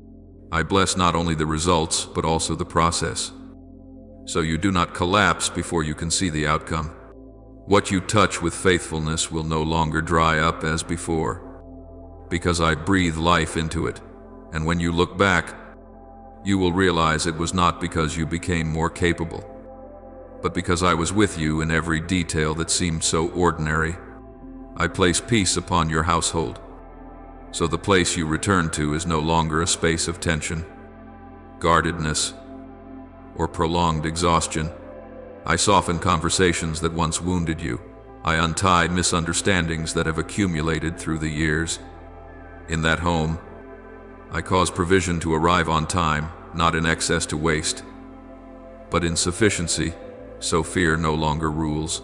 I place my presence there, not as a religious symbol, but as a new rhythm of life, where even the smallest corners carry the breath of safety and rest. And from that home, you will relearn how to live slowly, live truly, and live not as a way of escaping. I place hope upon your future, not a vague hope, but a clear direction. Step by step, I do not show you the entire road, but I give you enough light for the next stretch. The promises you once heard will not dissolve with time. They are being nurtured in seasons when you thought you were standing still. When you look ahead, I will not let you see only empty spaces, but gradually the meaning of each segment you have already walked. And when you are mature enough to carry what I entrust to you, I will show you that the future is no longer a worry, but an invitation to walk in trust. I place abundance upon the generations after you, so you do not live only for your present.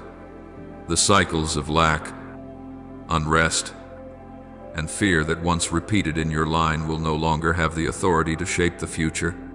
I plant a different foundation in your children, where they grow not under survival pressure, but with the awareness that they are cared for and guided. What you are learning through tears today will become wisdom that protects them tomorrow, and through you, I begin to rewrite a new story for your family, not loudly, but firmly and enduringly. I breathe life into the work you are doing, so it not only sustains your body, but also carries meaning. The fruit I bring forth from it will not be fleeting, but the outcome of perseverance and faithfulness. There are things you do that no one sees, Yet I have recorded them. There are efforts you believe are invisible. Yet I am using them to lay the foundation for something greater. When you no longer work merely to prove your worth, you will feel joy return, and that joy will keep you steady through seasons of testing. I place healing upon your relationships, so the connections around you are no longer a constant source of pain.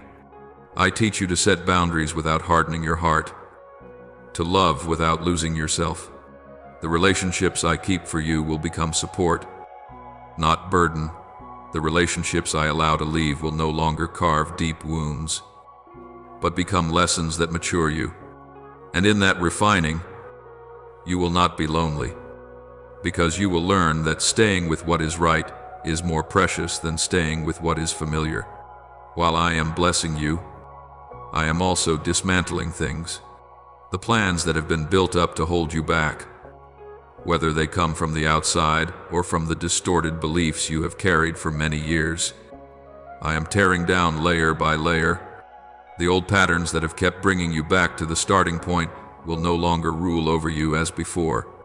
I am cutting the invisible cords that have bound you to lack in your thinking, in your emotions, and in your expectations, the structures that have imprisoned you in the fear of loss, of abandonment, of failure will no longer stand, because the light has been switched on, and I proclaim over you a new season, not with slogans, but with real movement.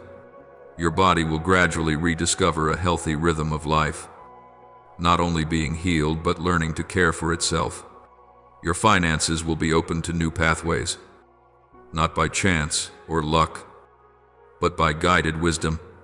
Joy will return, not noisy or flashy, but deep enough that it is not easily taken away.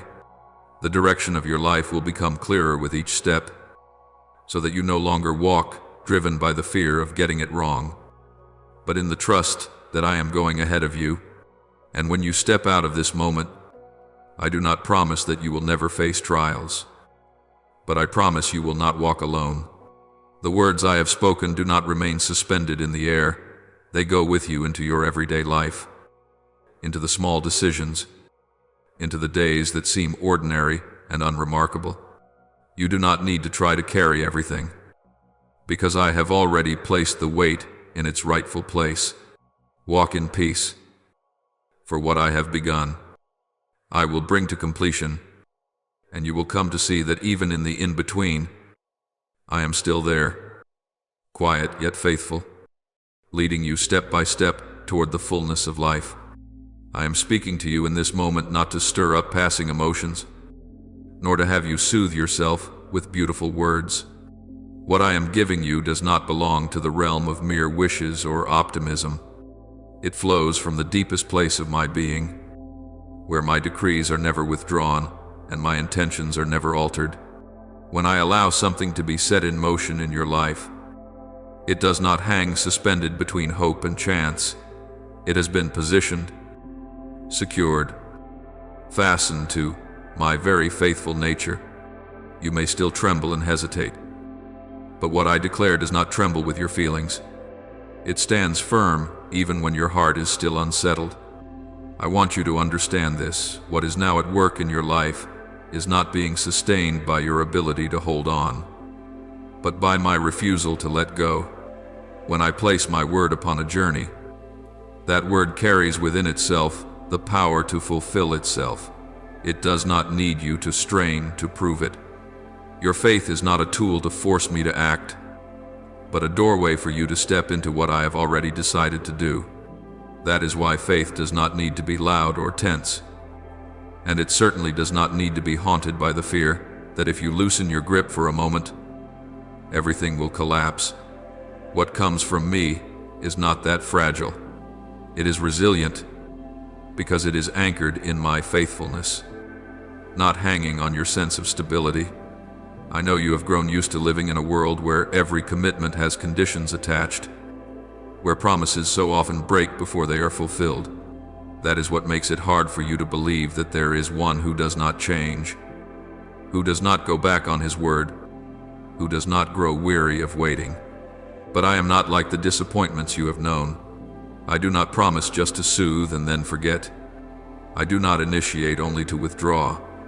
When I act, I bring things to completion, not because you are more deserving than others, but because I am the one who cannot betray myself. This means that even when you do not yet understand the road ahead, you are still being held within a plan that does not go astray. There are moments when you think I am moving mountains for the whole world and forget that I once moved all of heaven to find you. If I did not spare my only son in order to draw you out of death, how could I then be indifferent to the situations that are suffocating you today? You see delay, I see preparation. You see silence, I see arrangement. You see yourself having to struggle alone. I see every fragment of your life being set in place so that nothing is wasted. Even the mistakes you regret, if you put them into my hands, I know how to turn them into material for your growth. Therefore, I am not calling you to walk with a fearful mindset that tomorrow will steal away what you have received today. What I give is not something that slips easily from your hands like sand through your fingers. Yet I also do not want you to misunderstand and think that a miracle will stand on its own without wise stewardship. I am the one who works wonders, but I am also the one who teaches you how to live with those wonders. For the hardest part is not to receive, but to keep what you have received from being distorted by old habits, old ways of thinking, and old fears. You are about to step into a new stage, where the question is no longer, will I act, but how will you live with what I have done? There you will learn that abundance does not begin on the outside, but in an inner life that has been put in order. A grateful heart will keep your blessing from growing hardened. A watchful spirit will guard the miracle from complacency. A life with order will keep you from spending grace carelessly. I do not give to you so that you can boast, nor so that you can return to living as before. I give so that you may be transformed, and through you that life may continue to spread. Tomorrow, as I continue to speak to you, I will lead you deeper into the art of preserving what is sacred in the midst of the ordinary. I will show you how to protect what is precious from the slow erosion of hurry and comparison. I will teach you how to build, layer by layer, so that what I have begun will not merely survive, but multiply.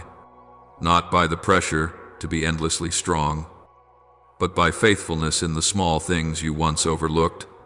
I will speak to you about standing firm when feelings no longer carry you, and about how to live so that the blessing does not turn into a burden you have to drag. Now, before you go, I want you to carry with you a deep rest. Not a rest because everything is finished, but a rest because you know who is leading you. You do not need to control tomorrow, for I am already there before you. You do not need to hold everything so tightly, for my hand is stronger than yours. Walk at a pace slow enough that you do not lose the ability to listen, with a heart open wide enough that you are not afraid to give, and with a faith humble enough to know that every good thing you have has its source in me. When you live this way, what I have promised will not only remain with you, but will become a stream carrying life to many others. And that is the deep purpose I placed in you from the very beginning. But my child, there is one thing I need you to grasp with all your heart. Every gift of grace needs a point of contact. Not because I am stingy, nor because I am waiting for you to prove something, but because I honor the place where you stand. I do not put what is holy into a space where you are absent. Therefore you must return, not out of mere habit but with awareness, not because you are afraid of missing out, but because you choose to remain. When you place yourself in the right place, you open up the space to receive what I have prepared. Many people ask and ask, yet never stay long enough. They touch the threshold and then turn away, thinking nothing has happened, while I am standing inside, waiting for them to take one more step. I invite you to make a commitment that is very simple, yet very real. Not a commitment to impress anyone, but a commitment to your own soul that you will return to this place. At this time, with a willing heart, when you choose to switch on your attention, you are telling me that you do not want to miss the rhythm of heaven's work. What I will pour out tomorrow will not be something separate, but will be built upon the foundation that has been laid today. Grace has its order, and restoration does not operate by impulse. If you walk away halfway, you do not lose me, but you may miss the key instructions that would help you hold fast to what is now being opened. Do not think that a single peak moment is enough. I am not building your life on fleeting emotions, but on appointments that are kept. There are things which, if you do not hear them at the right time, you will misinterpret later. There are things which, if you do not receive them in full, you will hold only a portion of the blessing in your hands and not know how to keep it. I am not saying this to make you anxious, but to awaken your alertness, for I am leading you into a new phase where you no longer live by reactions, but by clear and continuous guidance. Therefore, right now, I want you to adjust your posture, not only in your body but in your inner being. Lift up your head, not in pride but in trust. Straighten your shoulders and back, not to appear strong, but to remind yourself that you are no longer pressed down as before. Take a deep breath, not of anxiety, but of the hope that has just been rekindled. Can you sense it? The atmosphere around you has changed. Not noisy, not overwhelming. Yet there is a very real shift. Like when the wind changes direction, and you only notice because the leaves begin to tremble in a new direction. This is not a product of imagination, nor is it a speech of self-comfort. This is an intervention from the heavenly realm, quiet yet precise. I am not awakening you with thunder, I am touching you with certainty. Your season of tears is not denied, but it has completed its assignment. Those tears have softened your heart, washed away layers of hardness, and prepared you for what comes next. And right here, not on some distant day, your season of restoration begins, not with a dizzying leap that leaves you dazed, but with a foundation that enables you to stand firm. The four-dimensional miracle I am releasing is not hanging somewhere in a vague future. It is not a promise meant to lull you to sleep. It is here. It is moving. It is advancing toward you at a pace that only heaven fully understands. When it touches your life, it will not merely fix one area, but realign the whole structure. You will find your body lighter, not because there is no more work to do, but because you no longer carry everything alone. You will find your mind clearer, not because there are no more problems, but because you know what is worth holding and what must be released. You will find your emotions healed, not because the past has vanished, but because it no longer has the right to govern the present. And you will see your faith mature, no longer trembling with circumstances, but standing firm right in the midst of the in-between. Someday, there will come a day when you will hold in your hands evidence that is undeniably real, and you will no longer need anyone to confirm it for you. You will look back on this moment not with suspicion, but with a deep, quiet gratitude. You will remember the day you stopped running, stopped protecting yourself with busyness, and began to listen. You will remember the instant you allowed yourself to receive, not because you were worthy, but because you trusted that I am a merciful Father. And then you will understand I was not late. I was only waiting for you at the right place. You have arrived, and I am still here, even now, while your sight is still veiled by the fog of circumstances. I want you to learn to lean on what does not change in me. There are seasons when you cannot see the whole picture, cannot fully understand the process, cannot fit the scattered pieces of your life into something meaningful. But I have never asked you to see everything before you believe. I only invite you to remember this when I have spoken. That word does not drift aimlessly in the air.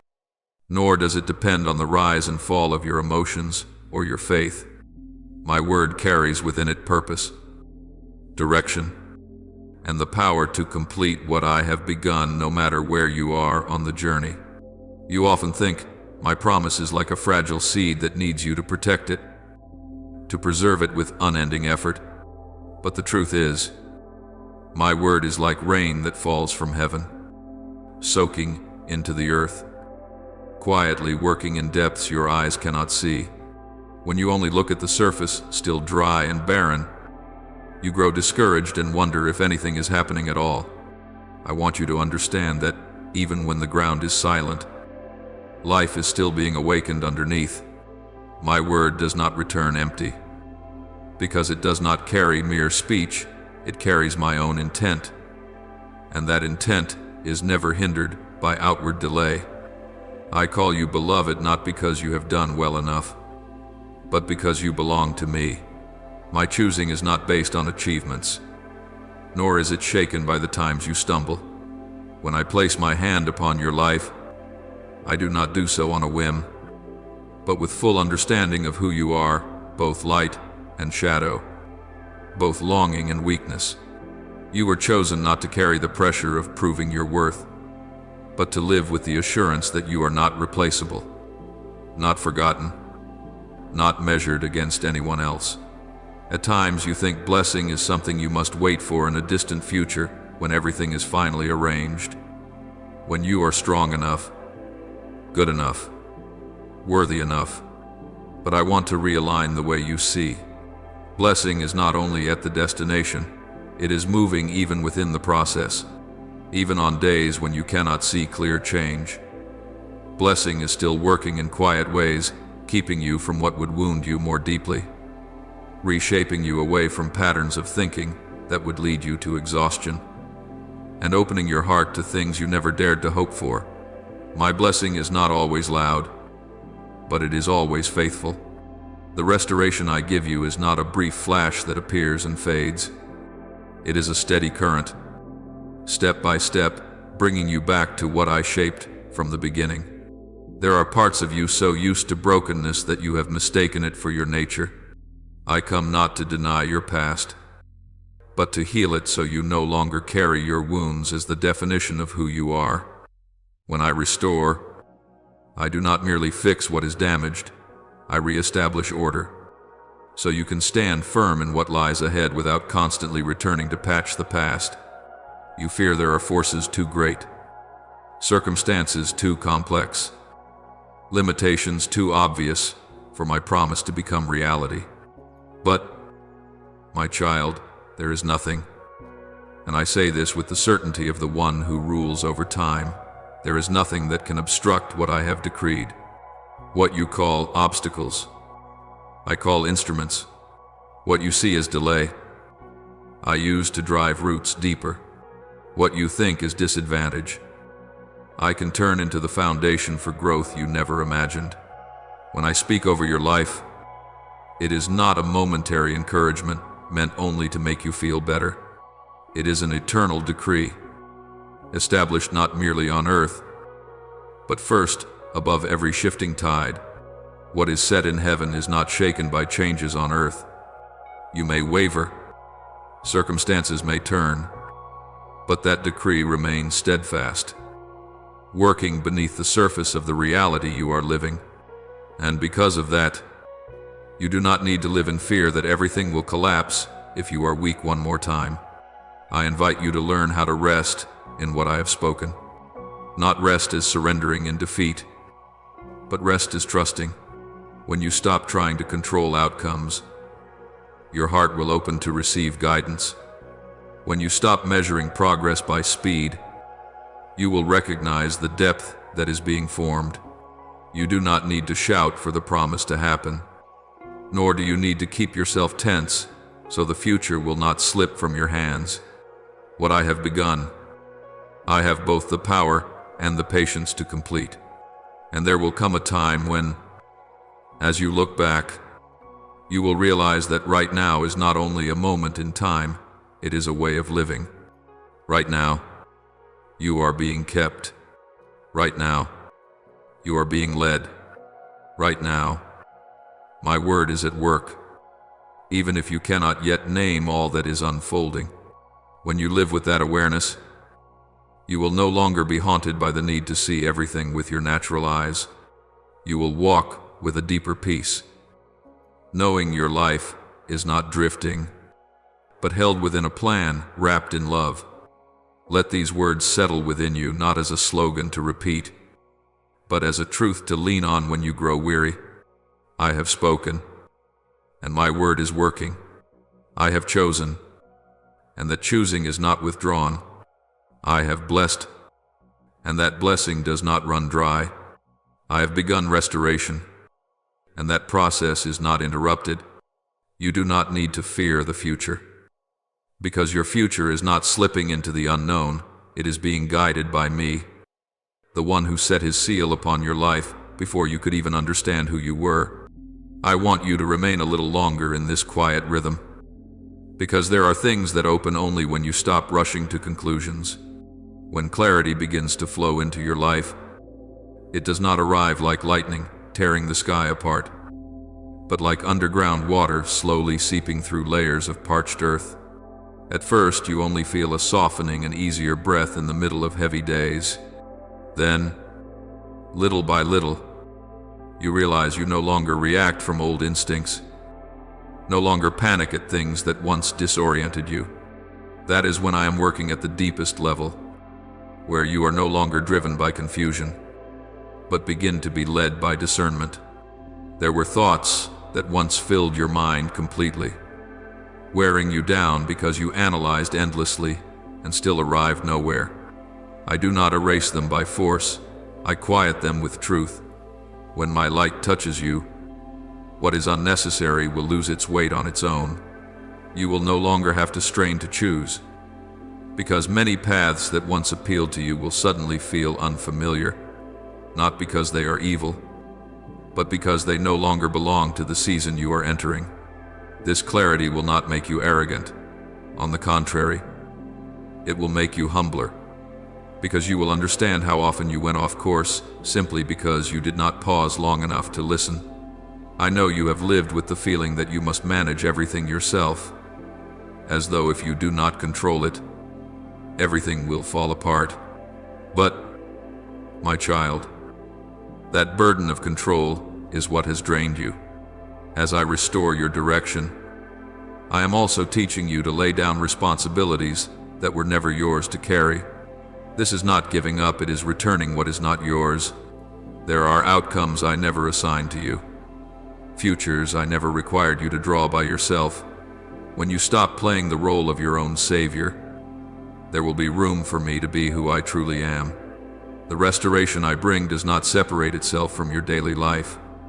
It enters the way you wake in the morning, the way you face your work, the way you respond to words that unsettle you. You will realize you are no longer easily pulled into the spiral of comparison, no longer driven to prove your worth through speed or achievement. Instead, you begin to walk with a quiet certainty without display, yet unshakable. That is the mark of restored direction. You know where you are going, even when you cannot yet see the destination clearly. In that process, I also touch your joy, not the loud kind that depends on circumstances, but a deep and steady joy that can remain even on imperfect days. This joy does not make you forget hardship, but it keeps hardship from defining you. When you begin to laugh again, not because everything is finally fine, but because your heart has been set back in the right place, that is when you are being truly healed. That joy will guard you from depletion, from a way of living that merely survives without vitality. And as your heart is renewed, the way you view resources changes as well.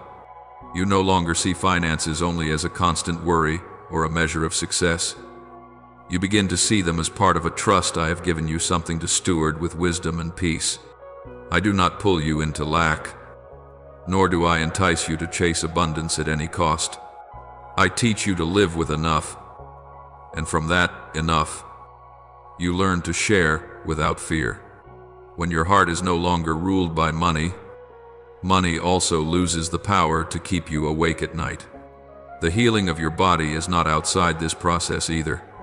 There is a kind of weariness that does not come from illness, but from a life no longer aligned with the rhythm I have set.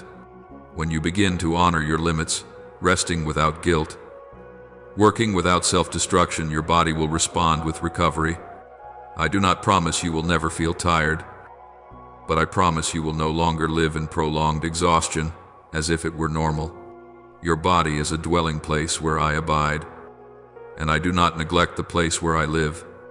In all of this, I want you to understand that your agreement is not an empty ritual. When you dare to speak what I am doing, you are training your heart to side with truth instead of letting circumstances tell the story for you. Each time you affirm restoration, you are rejecting the old way of thinking that said things will always stay the same. You are not denying reality. You are simply refusing to let the present define the future. That is the maturity of faith, to see what is, yet place your trust in where I am leading. I do not need you to repeat declarations like a mantra. I need you to live gradually into what you confess. When you speak of restored direction, walk faithfully in the small decisions. When you speak of restored joy, allow yourself to smile without guilt. When you speak of restored finances, choose integrity and discipline, even when the results are not yet visible.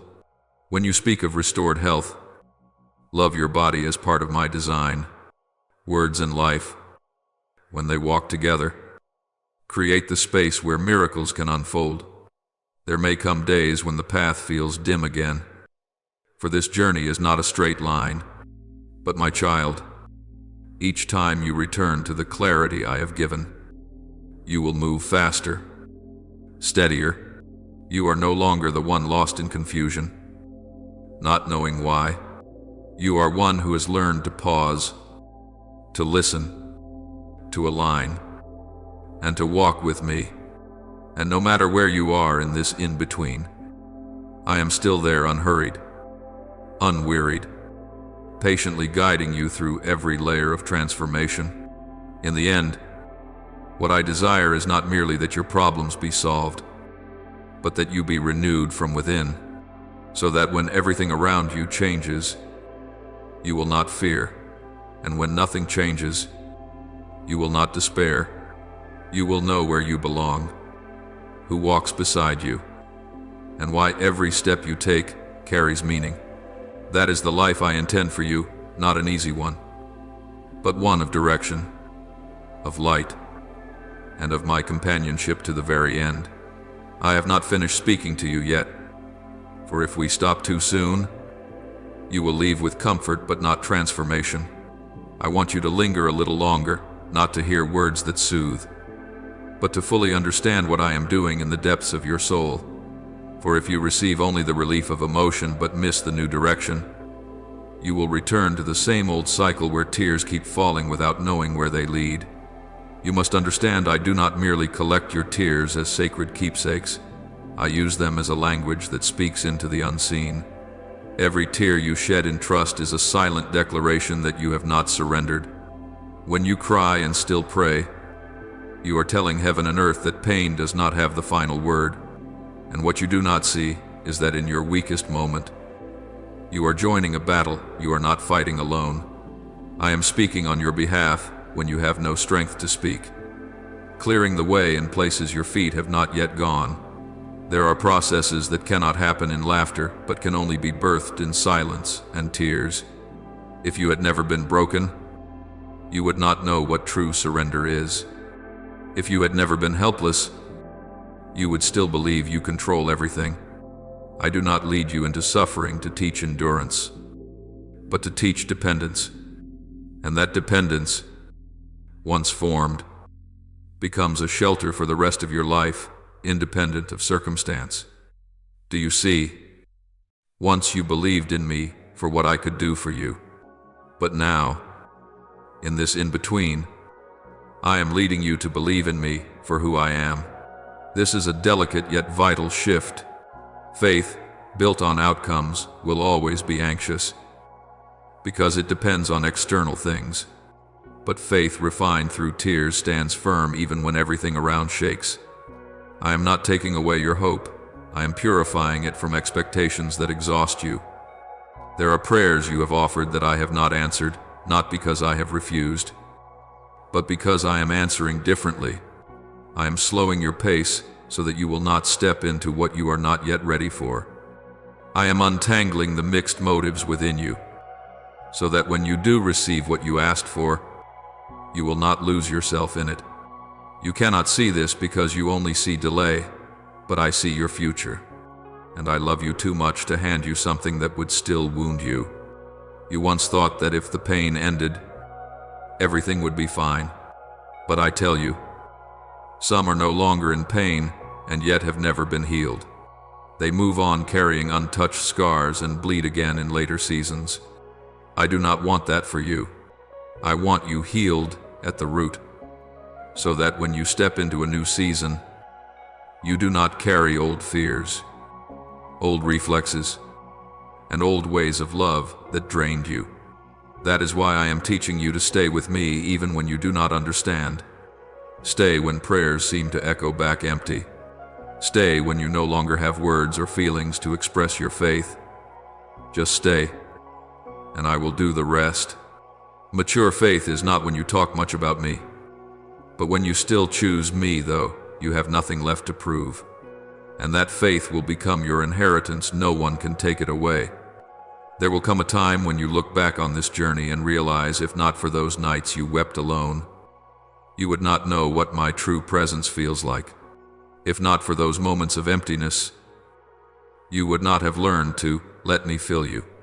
If not for the times you thought you had fallen apart, you would not have discovered the quiet strength that carried you each step. Then you will stop asking why, because you will finally see what for. I also want you to understand that what I am doing in you is not only for you. You are being prepared to become a refuge for others.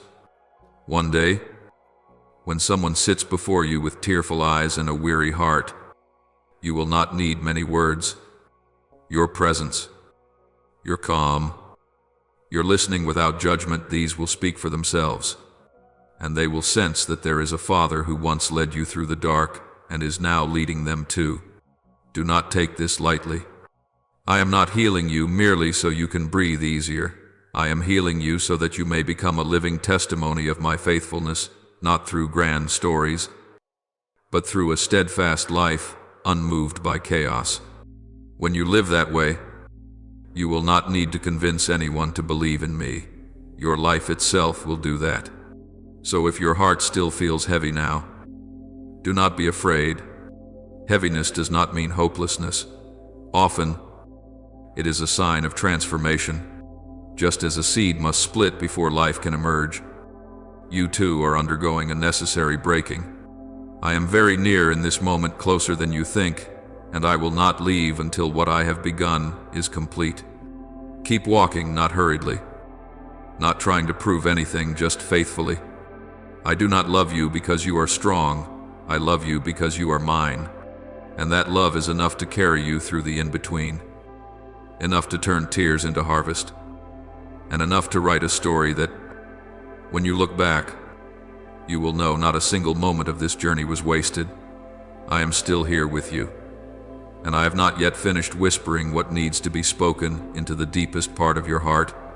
There are layers of meaning behind the closed doors that only reveal themselves once you have walked far enough from the initial pain.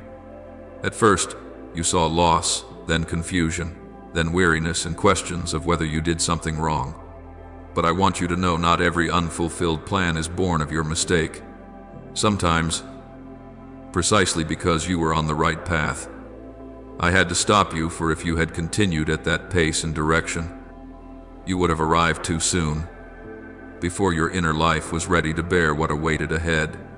I know you once thought that if I truly loved you, I would have made everything gentle, but true love does not always mean ease. There are things that, if I did not intervene, you would walk into out of fear of missing out, fear of falling behind, fear of being seen as a failure. I have seen how those fears could lead you, and I would not allow fear to steer your life. So I stepped in, sometimes by letting things collapse, forcing you to pause and ask who is truly leading your way. What you call perfect timing is often merely the moment when your ambition peaks. But I measure time by another scale. I look at the rightness of your soul, at your capacity to stand when there are no praises, at how you respond when no one notices. Some doors, if opened too soon, would make you live to protect your success instead of living in freedom. I do not want you to become a slave to what you once prayed for. I want you to enter greater things with open hands, unafraid, unstrained, and free. Do you remember how you once begged me for explanations for clear reasons, logical answers, assurance that you were not imagining things? But I chose silence, not because I lacked answers, but because if I had explained everything, you would have understood only with your mind, not through transformation. Some truths are only understood after you have walked through them, when you look back and realize that if I had not closed that door, you would not stand here now with a softer heart, a deeper faith, and a truer dependence on me. I want you to understand that my protection does not always come in gentle form. Sometimes it arrives as a sudden halt, an unforeseen breakdown, a change that leaves you disoriented. But protection is not always pleasant. It is shielding you from what would quietly drain your spirit over years without you knowing. I have seen the paths where, if you walked them, you would trade your spiritual sensitivity for a sense of stability. I have seen the versions of you in those futures more successful in the eyes of the world, but farther from me in heart, and I chose to keep you for myself. You may not immediately recognize what I have saved you from, because what never happens rarely leaves a strong impression. You remember what was lost, but you do not see the wounds that were prevented. Yet there will come a time when you see more clearly, when you encounter old paths in a different form and realize you no longer crave them as you once did. Then you will understand that the change within you is the clearest evidence that I have been at work. I also want you to know this: I did not close doors so you would live in fear, always worrying about what will be taken next. I closed them so you would learn not to build your identity on things that can disappear. When you no longer cling to a role, a relationship, or an achievement, you will begin to touch what cannot be taken away, who you are in my eyes.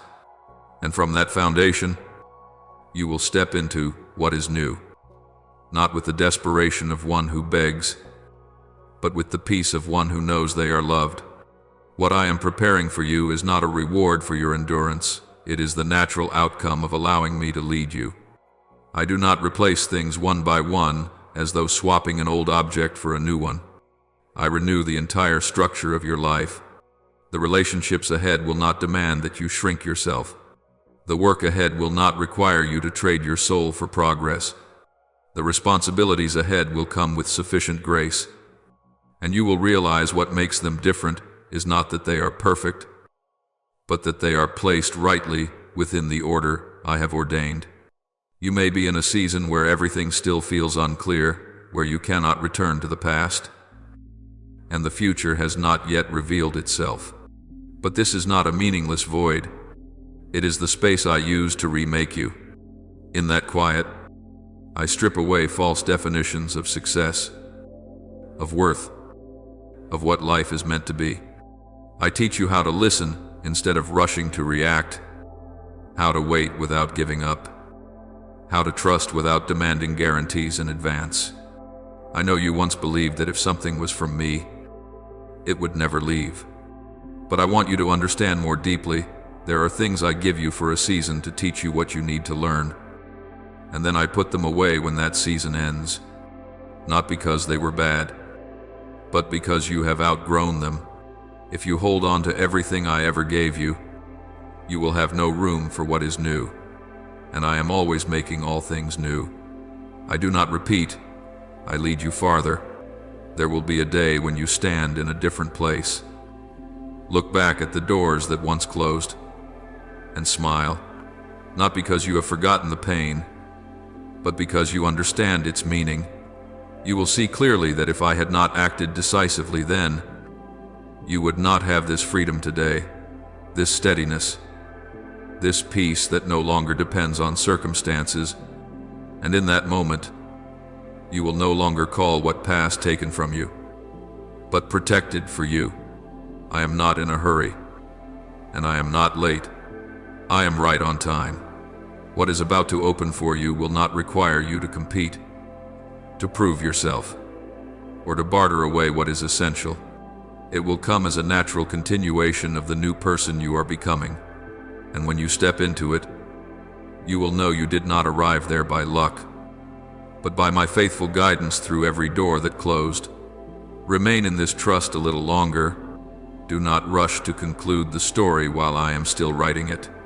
Do not call a chapter a failure when I am simply turning the page. I am not finished with you. I am opening the way, my way, in my time, for your fullest good. Now, I open my heart before your presence, laying down every calculation and lifting up these pleas distilled from the deepest place within me. Almighty God, you who see into every hidden corner of my heart, I come before you with empty hands, bringing no merit and no conditions. Teach me to release what I still unconsciously grip, so that the grace you give is not choked by fear. When I am allowed to touch your miracle, let me not turn it into my private possession, but let it flow through me like cool, living water. Correct the quiet bargaining within me, so that my faith is no longer a transaction, but wholehearted surrender. May my life become a space where you act in freedom. Merciful Father, I ask you to heal the deepest place within me, the place where I once believed I had to protect myself, to secure my own safety. Set me free from the fear that giving will leave me lacking. Teach me to trust that you are the source that never runs dry, and that I am only a channel for your life. When you invite me to share what I have received, grant me the simplicity and courage to obey at once without delay, without hesitation. May my heart soften again beneath your gentle, quiet call. Loving Father, I thank you that you do not abandon me to fear and calculation. I thank you that every gift you give carries an invitation into true freedom.